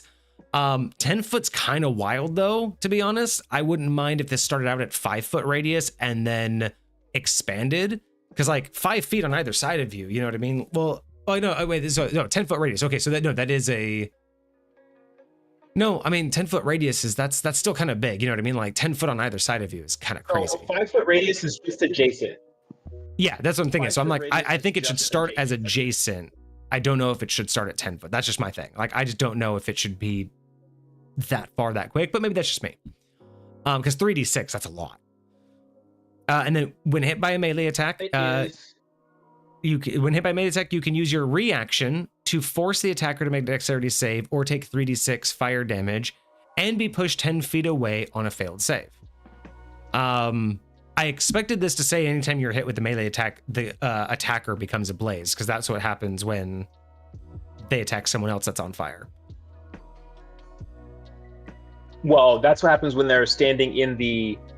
oh, wait, yeah, you're right. Yeah, if they try to help somebody that's on fire, or if you attack someone. So I think that this should also have that language, is if any attacker should just automatically become ablaze if they hit you. This is interesting. So you do a 10-foot sphere that's 3d6, but if they fail a dexterity save, they take another 3d6 and they're pushed 10 feet away. That is interesting. It's a unique one because we really haven't dealt with, like, we've been dealing with a lot of AoE, but not like crowd control like that. So being able to push them is a little bit new. So, well, I mean, and then ranged weapons attacks. So there's really no need. Yeah, and then ranged weapon attacks have disadvantage. I kind of like that. It's meant to be defensive ability for creatures who target squishy wizards. Yeah. Like, and then you can use feature once per long rest or expending a 5th level spell slot. I like that alternative. That's kind of cool. Yes, so do I. Absolutely. So I do think 3d6 might be a lot for this, especially because it doesn't require concentration. Oh, you know what? Honestly, I know, you know why too? I really do think the 3d6 should be dropped, because if you push them 10 feet away from you, the next thing they're going to have to do is enter the field again that you're already surrounded in 10 feet, right? So it's going to be making that, it's going to be basically remaking that save if it reapproaches. So I feel like 2 3d6s here is a little bit off. I wouldn't mind this reactive one still doing damage, but I don't know if it should be doing the same damage as your AoE. What do you think? And in that particular case, if it's not the same, should it do more or less? I definitely don't think it should do the same damage. When hit by a melee attack, you can use reaction to I definitely see. I kind of don't think you should have to use your reaction for that. Right. I think here's what I think it should be. Whenever somebody tries to attack you with a melee attack, they will take like 1d6 damage. You can use your reaction to do the 3d6 and push them away, but they're going to take damage. I think you should be able to use your reaction on a creature who enters your aura. So if somebody comes within 5 feet of you at that, or maybe the aura in general, but I can use my reaction on anybody within the aura. How about that? I think that would make a little bit more sense. So it's like, if somebody like either comes up adjacent to me and I don't want you that close, I can use my reaction to push you 10 feet away and get some space from you. Because again, you're still theoretically a wizard. You're still squishy. Mm-hmm. I also think if you're going to be wreathed in flames at this moment in time, you should be immune to fire damage. I think at the very least during this 1 minute time period, you're literally covered in flames. You should be immune to fire damage. Like if somebody throws a fireball on you, how are you taking full damage on that? Because theoretically, there's nothing in this kit yet that says you're resistant or immune to fire damage. And only being immune for 1 minute wouldn't be that bad. I would be down for that. Immunity to fire damage would make sense. I really do think that anybody who hits you with a melee attack should automatically have to make a dexterity save or the constitution save or be set ablaze. Like I still think that makes sense. Because you are technically ablaze, like because they're already taking saves, right? But the whole point is to guarantee people are ablaze. So I think that this is really the time to capitalize on that. He says you're covered in flames. You're emitting an aura. Interesting. Well, it does say you're wreathing yourself in flames, so you're literally covering yourself in flame. I mean, you did say wreathing yourself in flame. That's kind of what I was. Or you mean you're circling yourself in flame? Like, bit of a difference, I guess. But if you're also not covered in flame, then what's... If you were to give me like, unless it's like an idea of like you're just have a circle of flame around you where you're like in the eye of a storm. Yeah, that's what I'm trying to get an idea of. Is like, give me like a visual representation. Because right now I'm thinking of like, imagine a Super Saiyan powering up, but fire. Yeah, that's kind of what I was thinking. Is just like you're just emanating fire off of you. Yeah. Now, if you're just saying like, you know, like when you look at the highway, like from far away, and you see like the wavy lines because it's so hot. If you're saying it's just like that, like there's just this aura of heat around me, then while that would be a kind of a different vibe, I could see where some of the things would be a little bit different. Mm-hmm.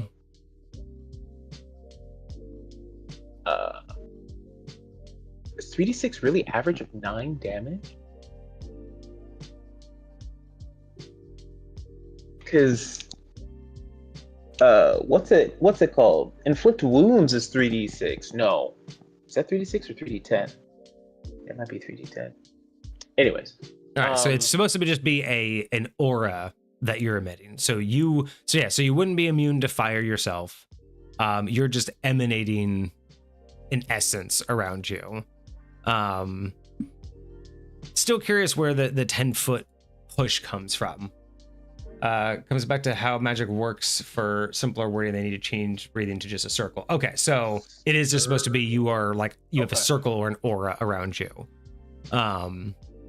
Yeah, 5th edition is really bad when it comes to auras. I've never really liked how 5th edition has tried to represent auras as a mechanic. I think they've really made it difficult to make sense of it.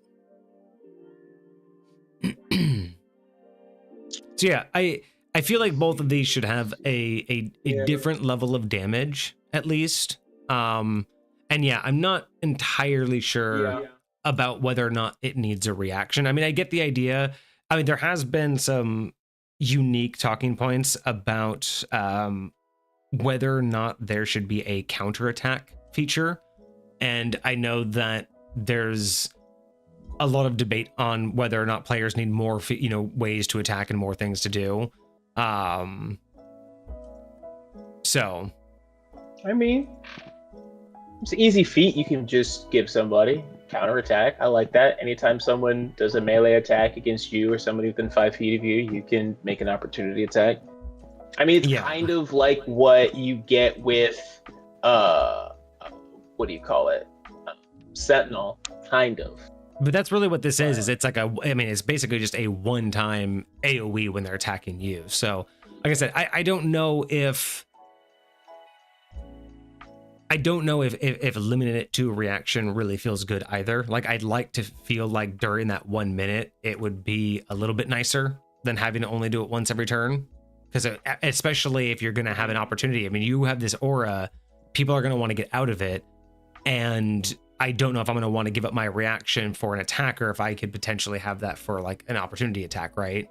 So I would like to see, I mean, even as, well, it can't really be a bonus action because it wouldn't be your turn. So I'd like to, I'd like to see this expanded upon because I like this idea, but I feel like it's not really living up to a lot of like the best potential. Because I do think that there's a lot more that could be done without using your reaction. I just, again, if it were, less damage, you'd be able to pull it off without having to have an action economy for it.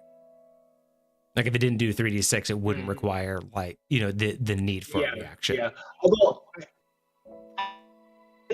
I like the idea of a reaction tied to the push, right? Because if there's somebody that I think is extra scary and I don't want them adjacent to me, I think having the ability to like cause a little explosion between myself and them to like push them away, I think that's a cool little idea, right? This tiny little bead of like fire that just like explodes and pushes them back away from me. to keep myself safe. I think that that's a really, really cool visual and a cool way to use your powers. I do think that, again, it's tied to being hit by a melee attack. I think it should be tied to them getting closer to you, because I think that to me would make a little bit more sense. You know what would make a lot of sense to me, honestly, which would be kind of cool, is because this is like a whole aura just to kind of give yourself a defensive. I wouldn't mind that as a reaction, you can choose to end Crown of Cinders early. And then what that does is you get to basically, as a reaction, end it early, but put all of this into like an attack. To where maybe you can do... basically like a fireball centered on you or something like that. Yeah, to where you could turn that into like a 66 and they get pushed like 10 or 15 feet. So it's more of a, you have this protective aura, but if things get really bad, you can say, okay, screw the aura, but you need to back the fuck off, right? And then you basically just shove the entire thing into that person. So that could be potentially interesting to have a failsafe like that. Yeah. I do like that concept of like ending it early for like a big effect. Although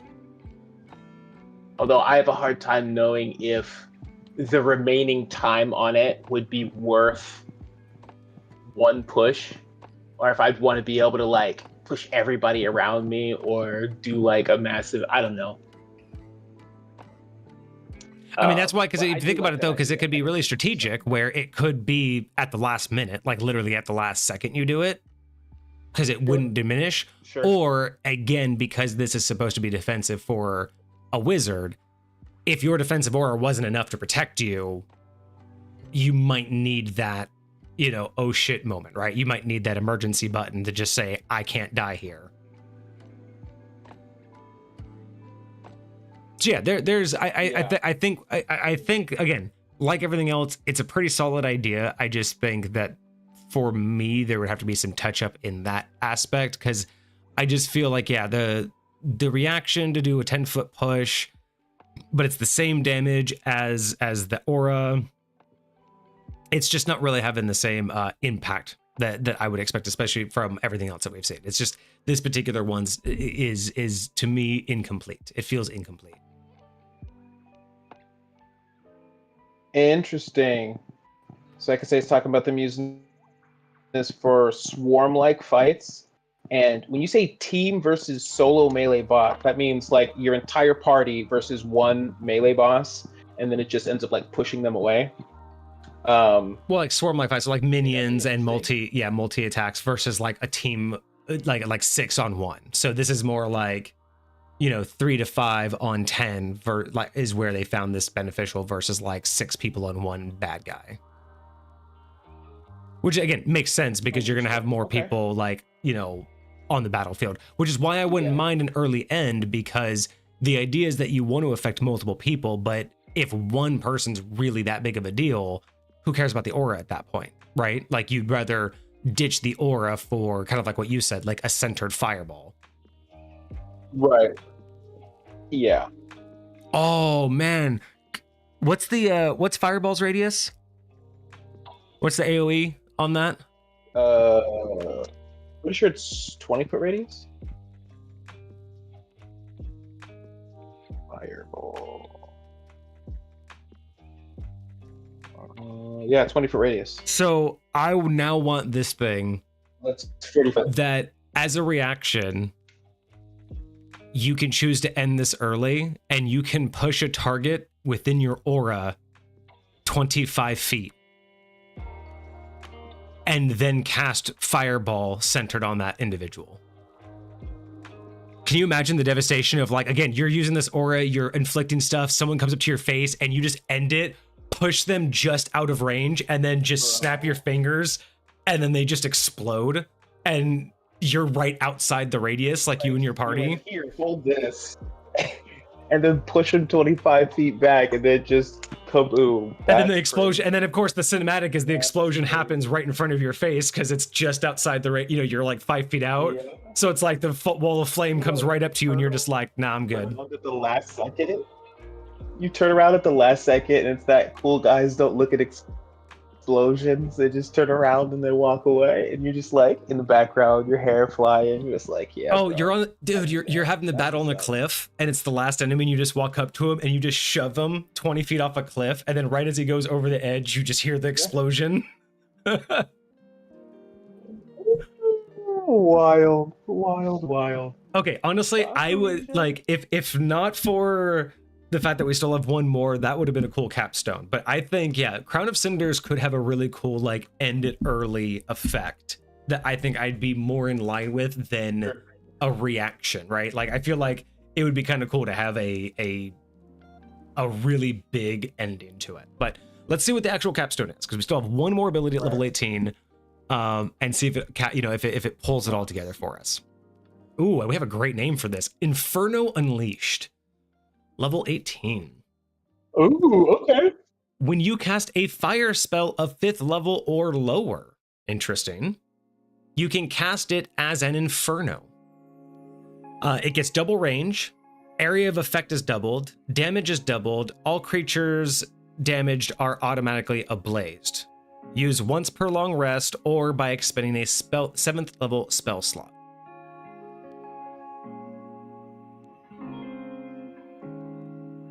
I honestly feel like these two could have been swapped, to be honest. Crown of Cinders and Inferno Unleashed, I feel like these actually could have been swapped for Capstone. What do you think? I agree, but I will say I kind of feel like it has a lot, like where we're at with this, it has a lot of what I would call potential for being a really cool capstone. So first thing I thought is the second it said all creatures damaged are automatically ablazed, I would say not necessarily that they're automatically ablazed. So that the third level feature that we have, I can use that a number of times equal to my proficiency modifier, correct? At 18th level, that's a 6. Yes. So here's what I'm saying. I think that 5th level spells and below, once you hit level 18, should automatically proc Branded Spark. Period. Any time you cast a spell 5th level and lower, it'll automatically proc Branded Spark. Branded Spark. That is what I think would be a really, really cool capstone. So I only have to use that ability on spells that are 6th level and higher. Right? So if I want like a really, really big spell and I want all the ablazed stuff on it. But that would mean that they all have to, the creatures would still have to make the save. This is saying that they don't have to make the save at all. That's just saying if you throw yes. I think that is cool, but I think that, so let me ask this. We're saying that this ability, this whole ability to automatically make them ablaze, to double the range, number one, it only affects on it only works on spells 5th level and lower. And you can only use it once per long rest or by expending a 7th level spell slot. Yeah. I think that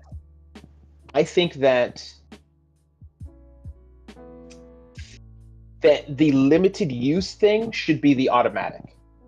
I think the ability to proc should be all the time. I see. So you're just saying that as a static, all 5th level and lower abilities automatically applies Blaze, or I mean, automatically applies the first ability. Yes. Okay. That's without burning a use. Without burning a use of your without burning a limited use. I agree with that. And again, with that, I would say even more of an argument to put this at level 14. Because if that at level 14 was the static, and then the ability was you can choose one spell to double the range, effect, and damage, then that still feels less of a capstone than the crown, because I feel like the crown has way more potential, especially if we do end it early and it does something huge, like, you know, Spartan kick someone and then cast fireball on them. Like something like that would be, I think, a huge capstone compared to just a one-time double range, double damage. Because yeah, I mean, a one-time double fireball is awesome, but not, I don't think it's as good as something that has like a stack ability, right? For a capstone. The way you read this, if I want to cast fireball and use my Inferno Unleashed, do I have to expend, and I've already used my once per long rest, do I have to expend a 3rd level spell slot for fireball and a 7th level spell slot for this ability? I'm using 2 spell slots for this one effect. Is that how you read this? I read it as that because you're expending the spell slot to use Inferno, but then you still have to cast the spell. I don't know how Hecate reads that, as in, is the 7th level spell slot also expanding the spell? I would say it's 2. I would say you need a free 7th level spell slot and still the ability to just cast the other spell. But what do you say, Hecate? Is it 2 spell slots if you don't if you've already expended your once per long rest? Is it a spell slot and the spell itself, or is it the 7th level slot is enough? 6th level feature. I don't think we missed the 6th level feature. No, Scorching Earth. We went through Scorching Earth. Or Scorched Earth. No, we totally went through that. Not that we've missed it, but like imagine that effect with this. So imagine you cast that last ability that and then you also scorch the earth. Like I think that's what Hecate is referring to. Yeah, I mean, one spell slot. Oh, so the idea is that you can either once per long rest do this ability on any 5th level spell slot or slower, or cast any spell using a spell slot. It will that might be a little bit too confusing, because like, that's basically saying you use a 7th level spell slot to cast a 5th or lower spell, but you don't upcast it, but you're also getting Inferno. So, I mean, it's not that confusing. That is unique to do it that way. I get the idea of wanting to save your spells though, right? Because that would burn 2 spells just for one ability. Yeah. Although I did have the idea of like expending spell slots to activate abilities. I really like that. I don't mind it. I mean, any kind of additional action economy that plays with your potential, I think is fine. I would totally be fine with that.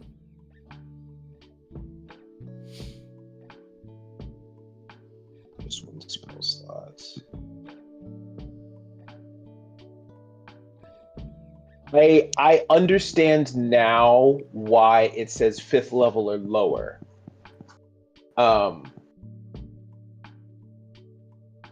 Because imagine you were to try and use this on a 6th level spell, or theoretically a 7th level spell. If there was a 7th level fire spell and I wanted to use this ability on it, I would just cast a 7th level spell. Right. So I understand the need for that. Plus, at max level, I don't remember. How many 7th level slots do you get? Let's go to table. I think you'd only get level, 2. You only get 2 tops. Yeah, so you'd be able to do this twice. And then yeah, I mean, I don't mind the single spell slot usage. I'm glad that we confirmed it.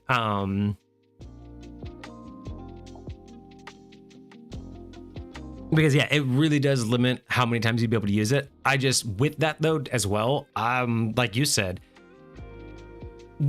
I just don't feel like it's fully the capstone, especially because the like you said, with the Ablazed being limited to the uses and not an automatic default for lower level spells, I just don't really feel like it's making me feel like I got the most powerful thing, right? Because I mean, I just even just this idea of being able to for 1 minute create an AoE that constantly does damage is way better than a one-time long distance spell. You know what I mean?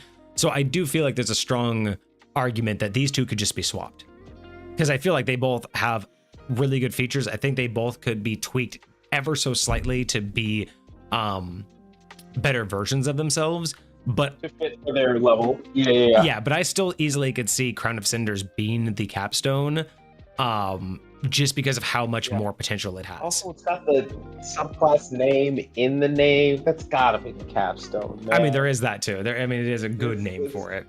You know, you're literally putting the crown on top of the Cinder King or Queen. You know, that's gotta be your capstone, right? So I don't know.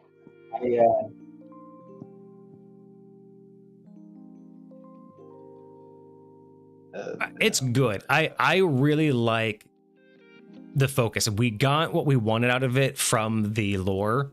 Everything really leaned in very well to what we expected. Oh, the synergy is dirty. Yes. I'm actually really surprised. Like, I would say I'm pleasantly surprised that it didn't lead into other sources. So like, it's not like you can control like other sources that got them on fire. So I was pleasantly surprised that we didn't expand into more things that you can affect. Sure. Yeah. No, I'm definitely. I love how well everything fluently moves with everything else, right? You can see how Ablaze affects everything. You can see how I'm really sad I didn't get any resistance or immunity the whole time, but I still think what we have here is very cool, and there's so many other ways to get fire resistance and fire immunity. Like, if you really want it, you can find it. But yeah, I like this a lot. I am a huge fan of what we're looking at here, and I want to play with it so badly.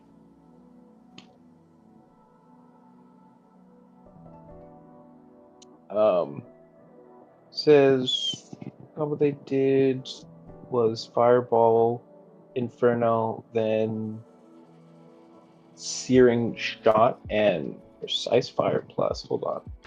So you say that like not having a resistance or an immunity, but now that I'm looking back on Crown of Cinders, another thing you were talking about before of how, because we were thinking that you were like encased in flame and you were thinking like you should be immune.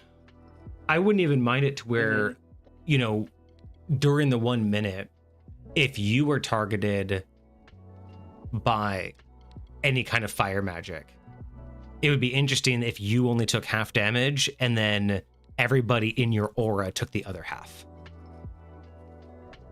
So if you were going to take 20 fire damage, you only take 10, and then everybody in your aura also takes 10.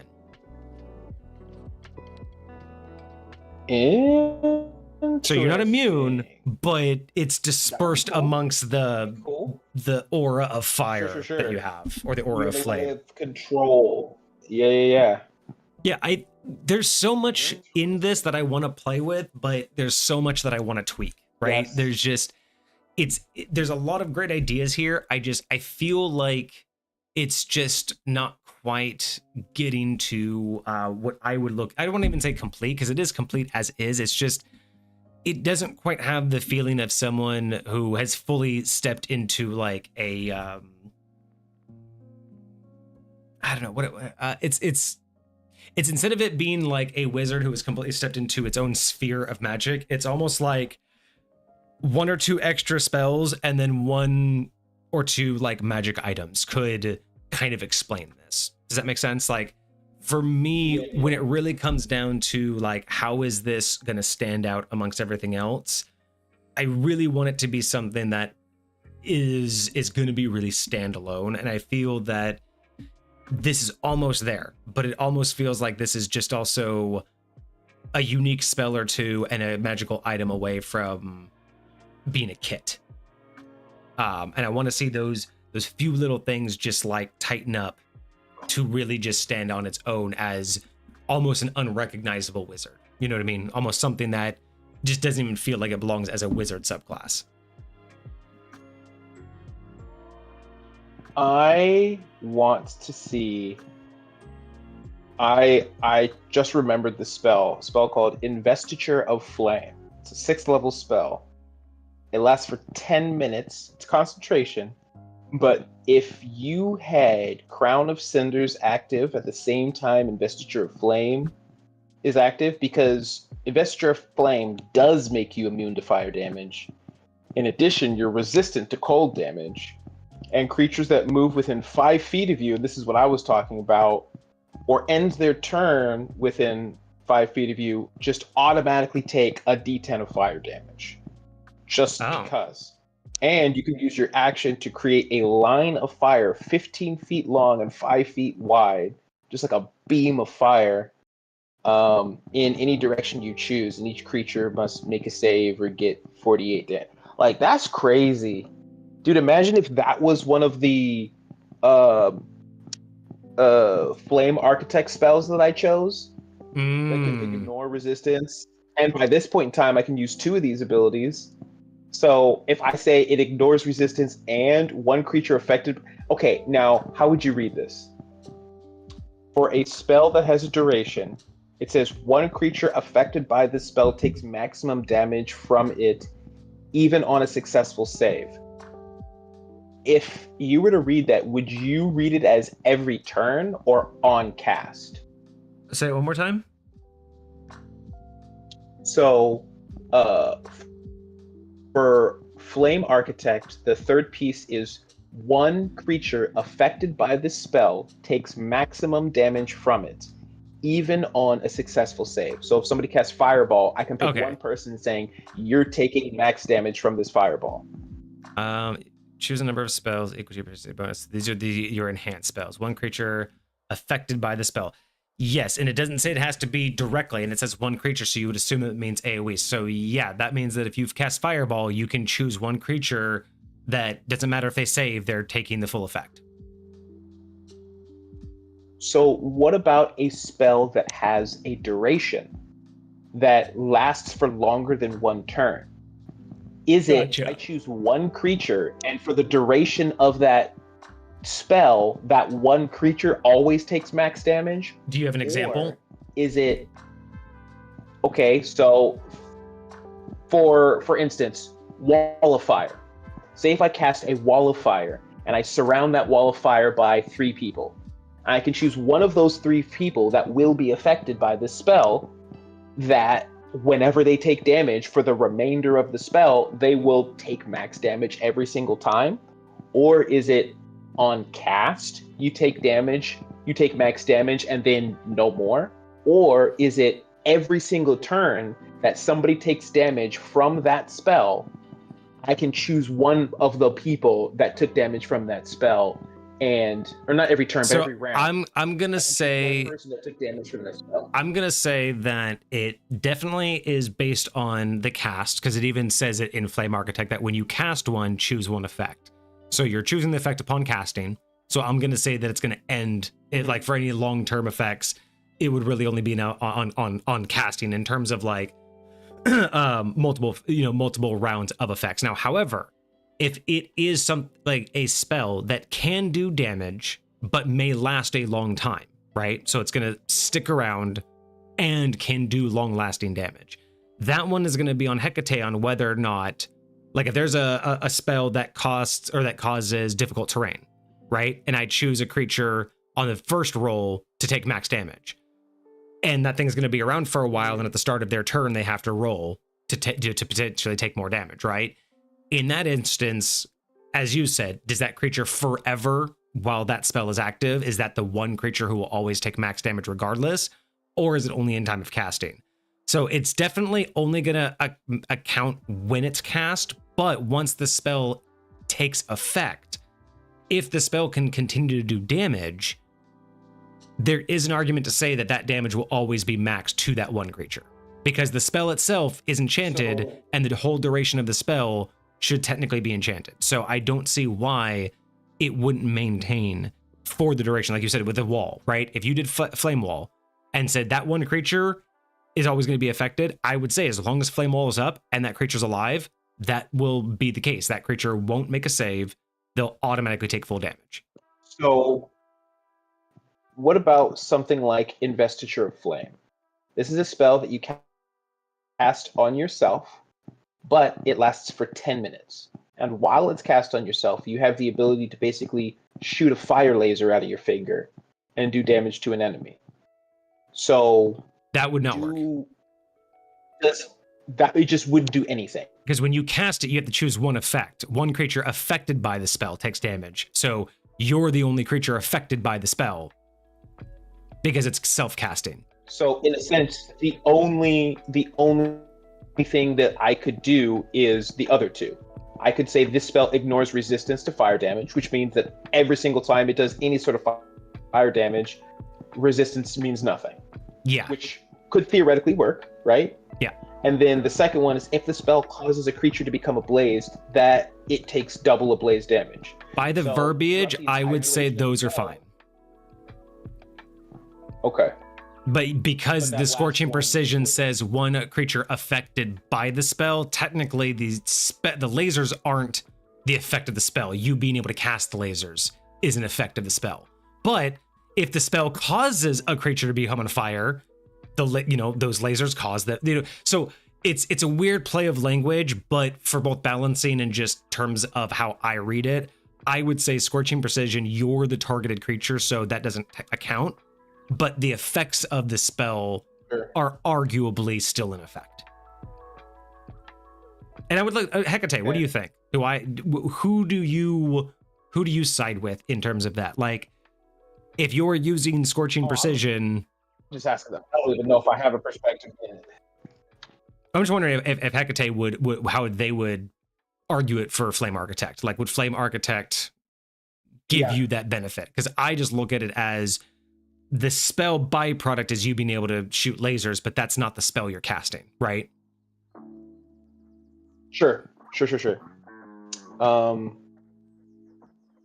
mean, either way, I really like this one. I think it has a lot of potential. It definitely gets an inspiration point. I would definitely have to rework a bit of it in order for it to make sense for how I do progression and everything, but I think this is very playable, and I think that this is the type of wizards that we need to start seeing. This is the type of subclass that 5th edition is drastically missing out on and could really take a cue in this kind of direction, because I remember when the OG sorcerers were like really thought of, and people just really thought of sorcerers as, wizards with specialty, right? Wizards with focus. And I feel like this is exactly what subclasses are missing, is this unique spread instead of just, I can swing my sword differently. This is a whole new fighting style kind of concept. And that's what we're looking for. I mean, you were talking about how it's just very synergistic with itself. I just like how it's very flexible. You say synergistic, I say flexible. I think that unlike most spells that are, really direct, very apparent, they are kind of pass fail, they either work or they don't in the right situation.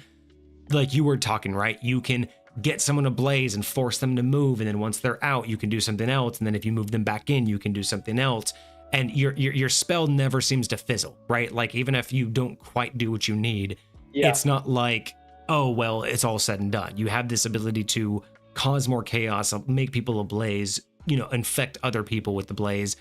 That makes this feel different. You almost never feel worthless. Yeah. I mean, it's the same reason why I really like when magic users get to affect terrain with their magic, right? It's a big deal when you feel like you are just more than a caster of spells, but when you are a master of magic.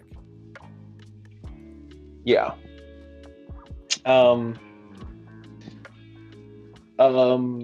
very curious because I fully forgot about that spell.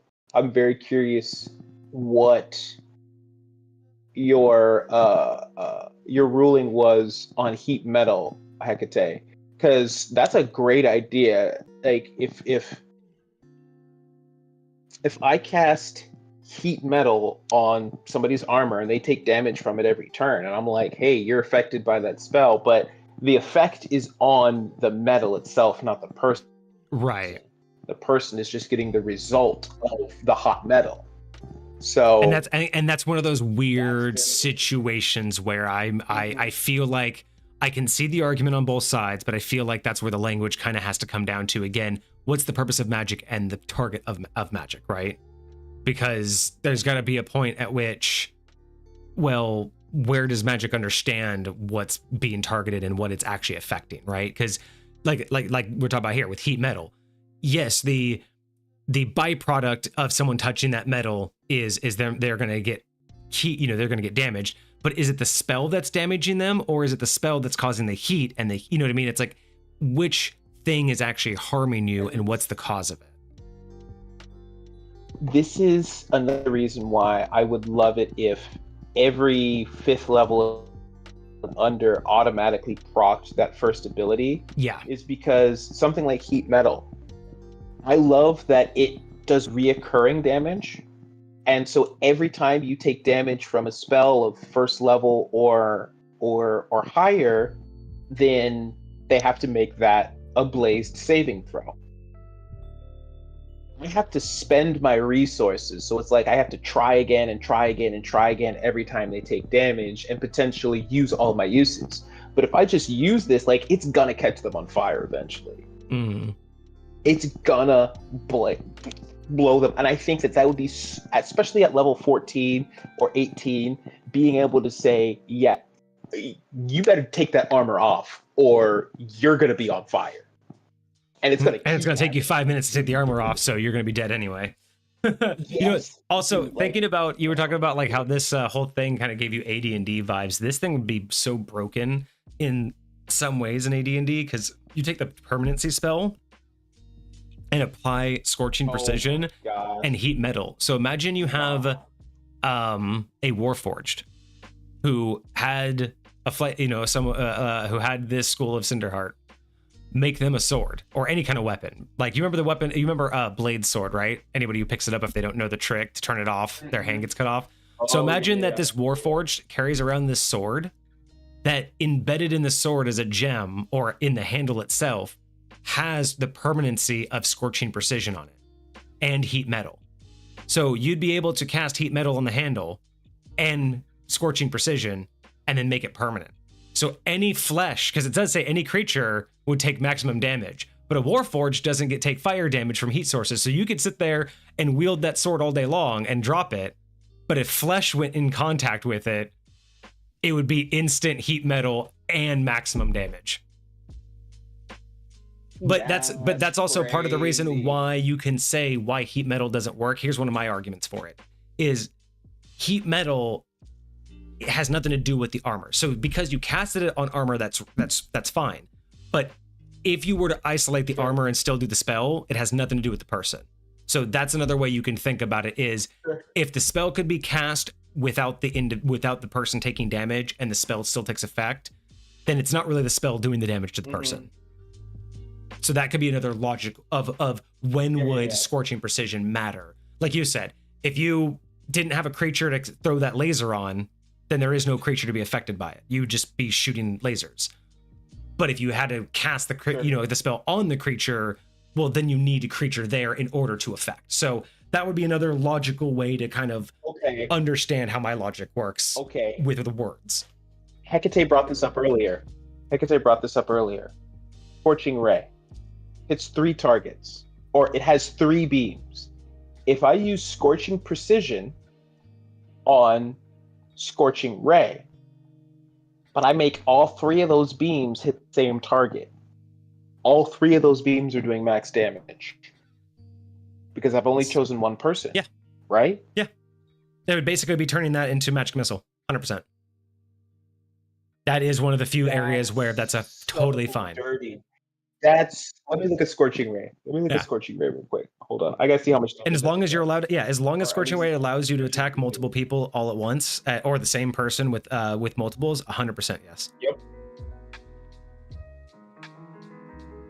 Dude, what is happening? Am I spelling it wrong? So yeah, very fascinating. Again, I think that there's a lot here. I would just have to rearrange it, but there's a lot to be had. I think there's a lot of fun that a lot of players would use with this, and I would probably play it. Well, I would have so much fun with this. Again, I'd have just some difficulties in the way that I would want to play it, but I'd probably play it. So I don't know. With the inspiration point, I'll give it a 7. I think that's a pretty solid number. I think it could use a little bit of tightening up for the most part, but again, I would also have to change a few things around. And I don't know, man. That capstone, I like big flashy capstones. You know what I mean? Like when it comes down to capstones, like I want something big, flashy, and that makes me look and feel, like I have surpassed into a state that is unobtainable. Whereas, yeah, I mean, being a big loud cannon as a wizard is kind of cool, but you're expected to be. So basically a one-time double the distance, double the impact bomb is, because I mean, let's face it, that's really designed for fireball. Like that spell, you're not going to use it for, firebolt. Like you're not going to use it for scorching ray. You're going to use that for fireball. Right. And I just don't feel like, even if I can do that 2 or 3 times with that many 7th level spells, I just don't really feel like that's going to have the same impact as me basically putting on a crown and having this aura that's embodying flame itself, and me being able to have all of these impacts. Like that just feels like, again, it makes it feel like the same thing with like those elemental backgrounds when you could basically turn into the elemental. You know what I mean? So yeah. Hecate is right. We forgot to look at the fire spells.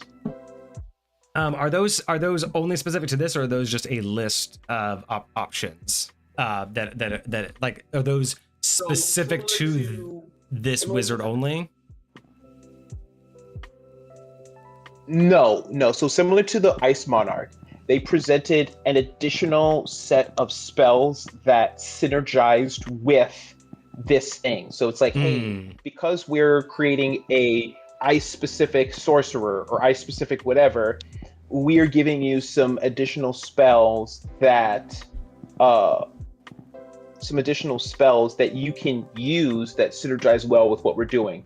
And like I said, I did notice that some of them have the Ablaze condition as a part of it, so it works with that kind of stuff.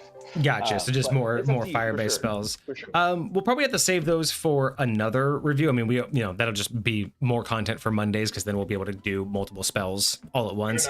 And yeah, if the class isn't like specific to them, then I really don't think that it would be fair to have that bias the difference, because again, we don't know which player would actually choose what spells.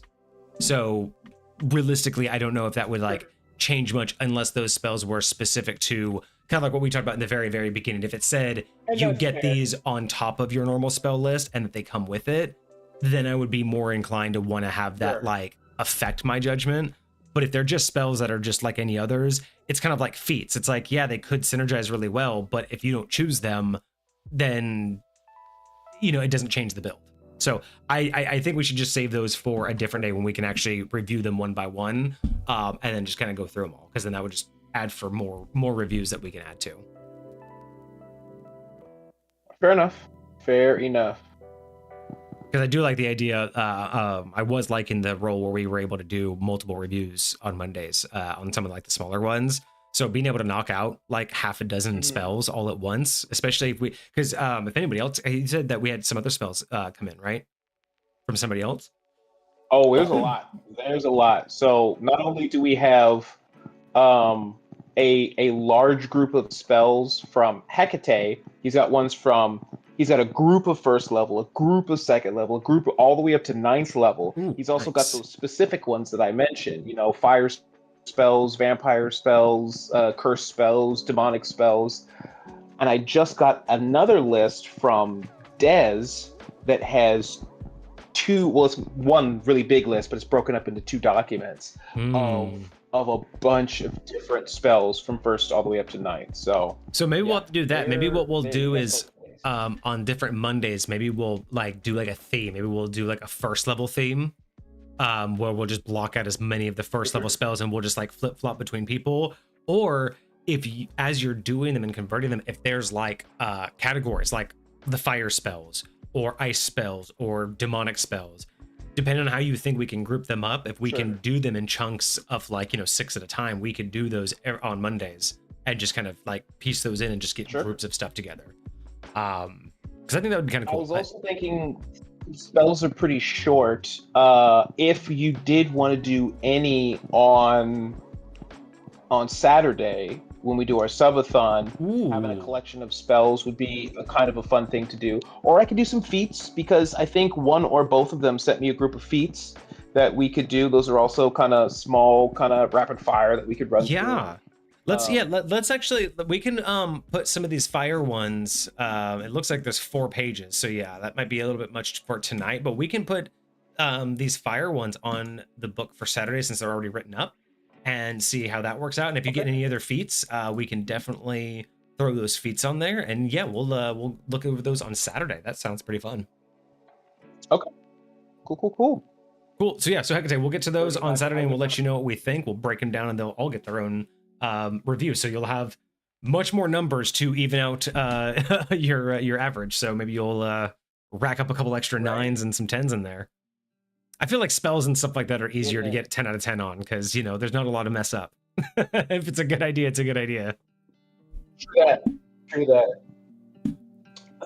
Yeah, I should look how many just spells we've actually done. 35 pages, Hecate. That's too many. Just cosmic. He gave us Elemental Barrage, he gave us Impenetrable Warrior, and he gave us Cruxford's Crafty Cheat. Yep. But there's a yellow mark on Cruxford's Crafty Cheat, and I don't remember why. Was it incomplete? Or was that going to have a second iteration?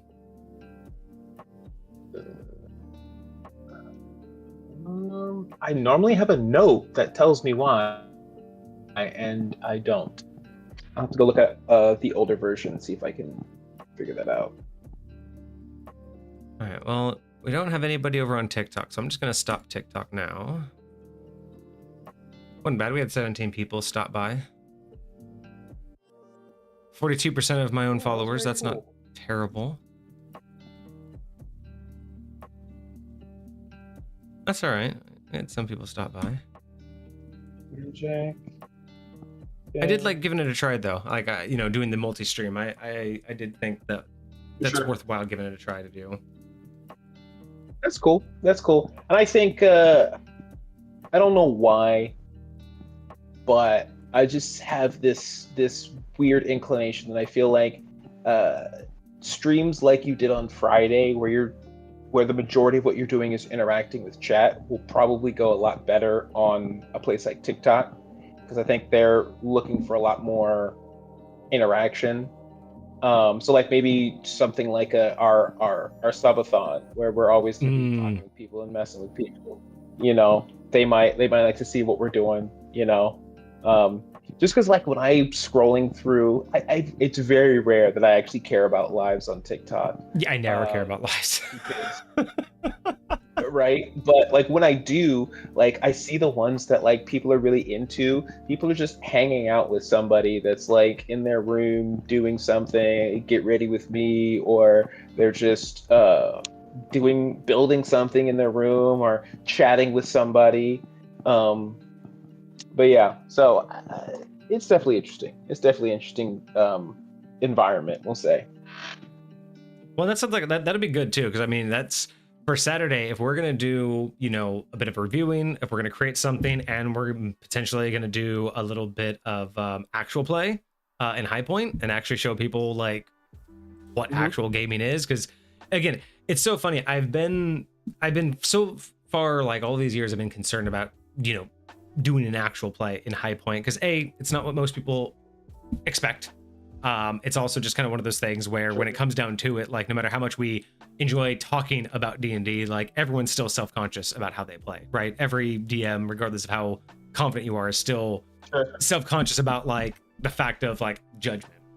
But I've also been recently seeing a lot more of a push in the social media space against the overly dramatized D&D playthroughs, where people are really starting to call out that D&D has become much more of a improv acting group than it really is like people playing D&D. And a lot of people are like, just like, yeah, like that's not how people play D&D. Like the actors and the people who like play a part, like that is D&D, but that is only realistically a small version of it. And yes, it can be entertaining and it can be good. It's also just not representative of the standard gameplay. But I also understand that unless you're invested into the story and unless you're playing the game, nobody really wants to watch you play D&D. Like honestly, like let's face it, D&D is a very boring game from the outsider point of view. Unless for some reason you were invested in the person, like unless you're invested in the DM or the actual story and the characters, watching regular D&D sucks. And I think that's why, let's face it, all of the popularity around like the actors and the more entertaining side of D&D came out, because that's what's entertaining. Like listening to people be in character and being able to follow along is a lot easier than listening to 3.5 hours of people check rule books and make inside jokes and talking in the third person. Like it's hard to care about, Have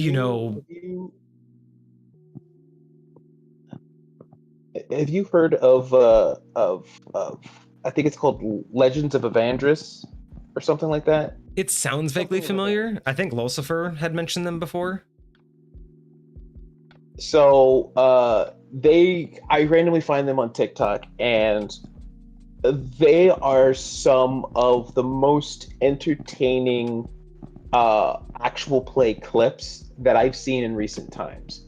And it's not because and it's specifically clips, because I think that actual play is way more effective in clips than in the long form combat. Just sitting down and watching like a whole gaming session, I think is really only entertaining when it's I don't even know if the whole thing's going to be entertaining, but I feel like there are moments that people want to be able to say that they were a part of, or that they saw, or that they got to whatever. And I think those moments usually only occur when people are being as organic and authentic as possible, because a lot of the times they involve like wall breaking elements of whatever's happening in the game.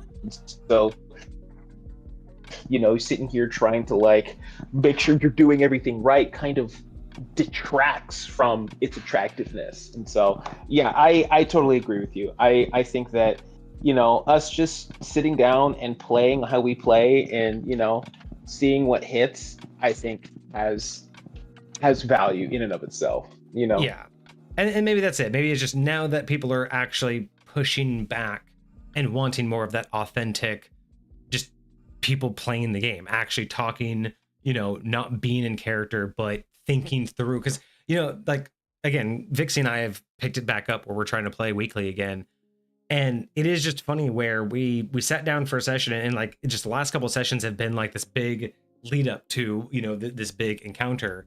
And the way that we're doing it has changed a couple of times, but it's just so funny where it's like, okay, we're going to sit down. We have all this stuff to do. And then we sit down and it was like, okay, you're going to have this conversation, and then we're going to roll these scenarios, which will lead up to what's actually going to be her big final confrontation. So we're going to kind of meta game and do some big game, like overarch gaming with some rolls to figure out what she will actually have like, one-on-one with. And spent like 3.5, 4 hours just on the conversation part. Like just on the, hey, these people wanted to talk to you before we do this rolls. And it was like 4 hours of just exposition and info dumping. Like just who are these people's names? What are, making sure we got all the notes. Cause it was also like a note section to make sure that like we're leading up to everything. Sure.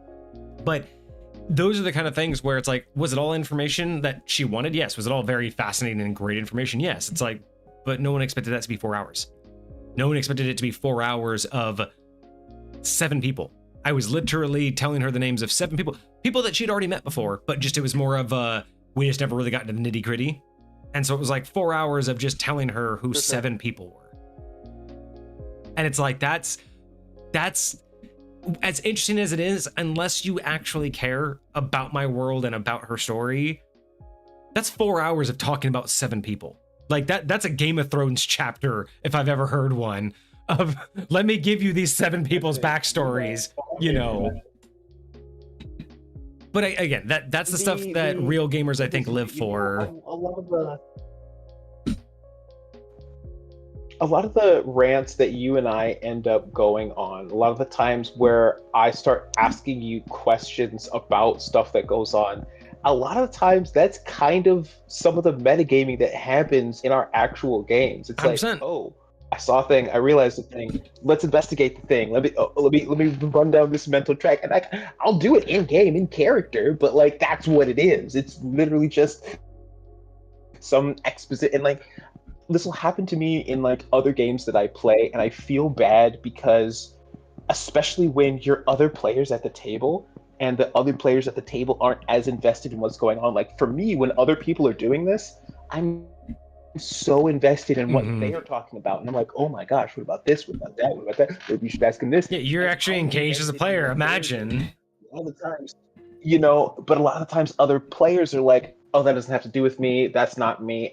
I get that mentality because in actual game, I don't want my character to be thinking about what has nothing to do with my character. I don't want that information in my head. I don't want them to be, you know, trying to, oh, let me take this thing into consideration that I wasn't there for. So I get that to a certain extent, but still, when you really enjoy the game and the world that you're in, and those things like have a reason for you to engage in them, because it's not just valuable for you as a character, but it's valuable for you as a player to know, right? Yeah. You know, in your world, you set unlocks for players. It's like, I would say that once you understand what's going on here, when it comes to players not investing in other players, like time, like you were saying, where other players will just be like, oh, well, that doesn't have anything to do with my character.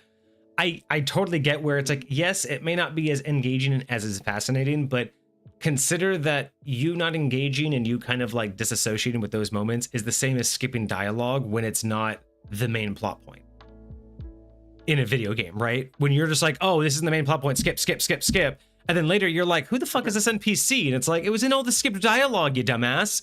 So when you get to the BBEG and you don't know why it's a big deal that the BBEG's right-hand man knows, you know, your paladin because they're brothers, and you're just like, oh wait, that's your brother, and you don't care and you don't know why that's a big deal, it's probably because you skipped all the fucking scenes because it wasn't about my character. And it's like, well, it is now. It is now. There's the BBG. Like, but that's the thing. It's like, it's really, if you check out when it's not your character's turn, it's the equivalent of skipping dialogue. Is all you're doing is not enjoying the breadth of what it is and just saying that I'm only here for this part of the story. And hey, if that's fine, but understand you're going to lose out on so much.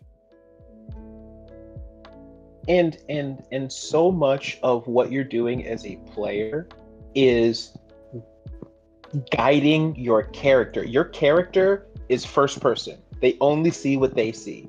The player is third person. They see everything around the player, right? And so you, as the player on top, get to help guide the character that only sees in first person how and where to go in order to achieve certain things. And you can do it from the context of the character's perspective by basically saying, hey, because my character has this in their backstory, this would be why they would want to go investigate this thing. Like, there is a reason, and so I can find that reason and I can seek out that reason, but you would have no idea that to even think of a reason to go seek out that idea if you didn't have the information you weren't paying attention to. So there's a lot of value in having investing into the story of the entire thing. For me, in my world, every character is involved in every other character and the world itself. So recognizing what's going on with character A is going to be valuable for character B because it's going to affect the world that affects them. And so I agree. I think that, and it's hard for me to express that to my players, as young as they are in a lot of ways. So I try to do it through experience. I try to be like, hey, see, if you had paid attention to that before, you wouldn't have been in this situation now. And right. Well, and that's always like that's always the hardest thing too, is like how mean do you be to players, especially new ones.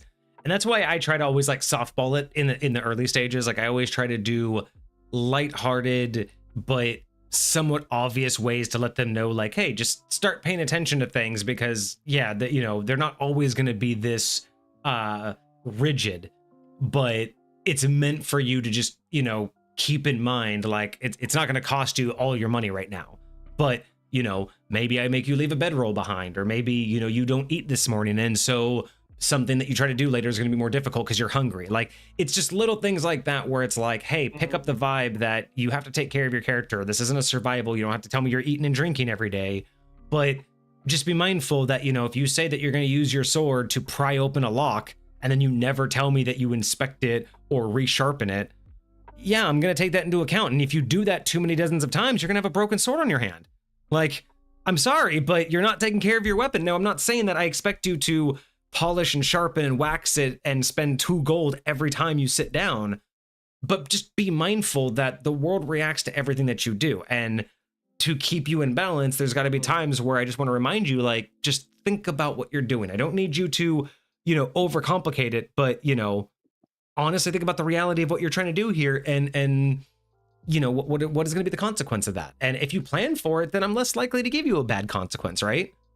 It's one of those, I want you to think. I want you to not just, it's more like I want to encourage my players to solve the problems, not just get the problems done with. Like, it's more about, I want you to want to find the solution, not just solve the problem. I don't want the problem to just be over. I want you to actually engage to create a solution. Yeah. No, I'm definitely on board with that. I definitely agree with that.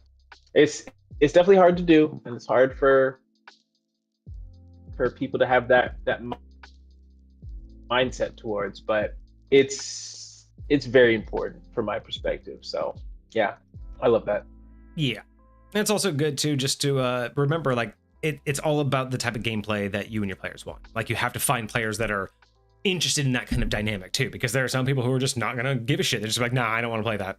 Like, I just want my solutions. I just want to fix them. You know, I just want to like solve my problems. So you never know, man. You never know. To find the group that synergizes with your mentality.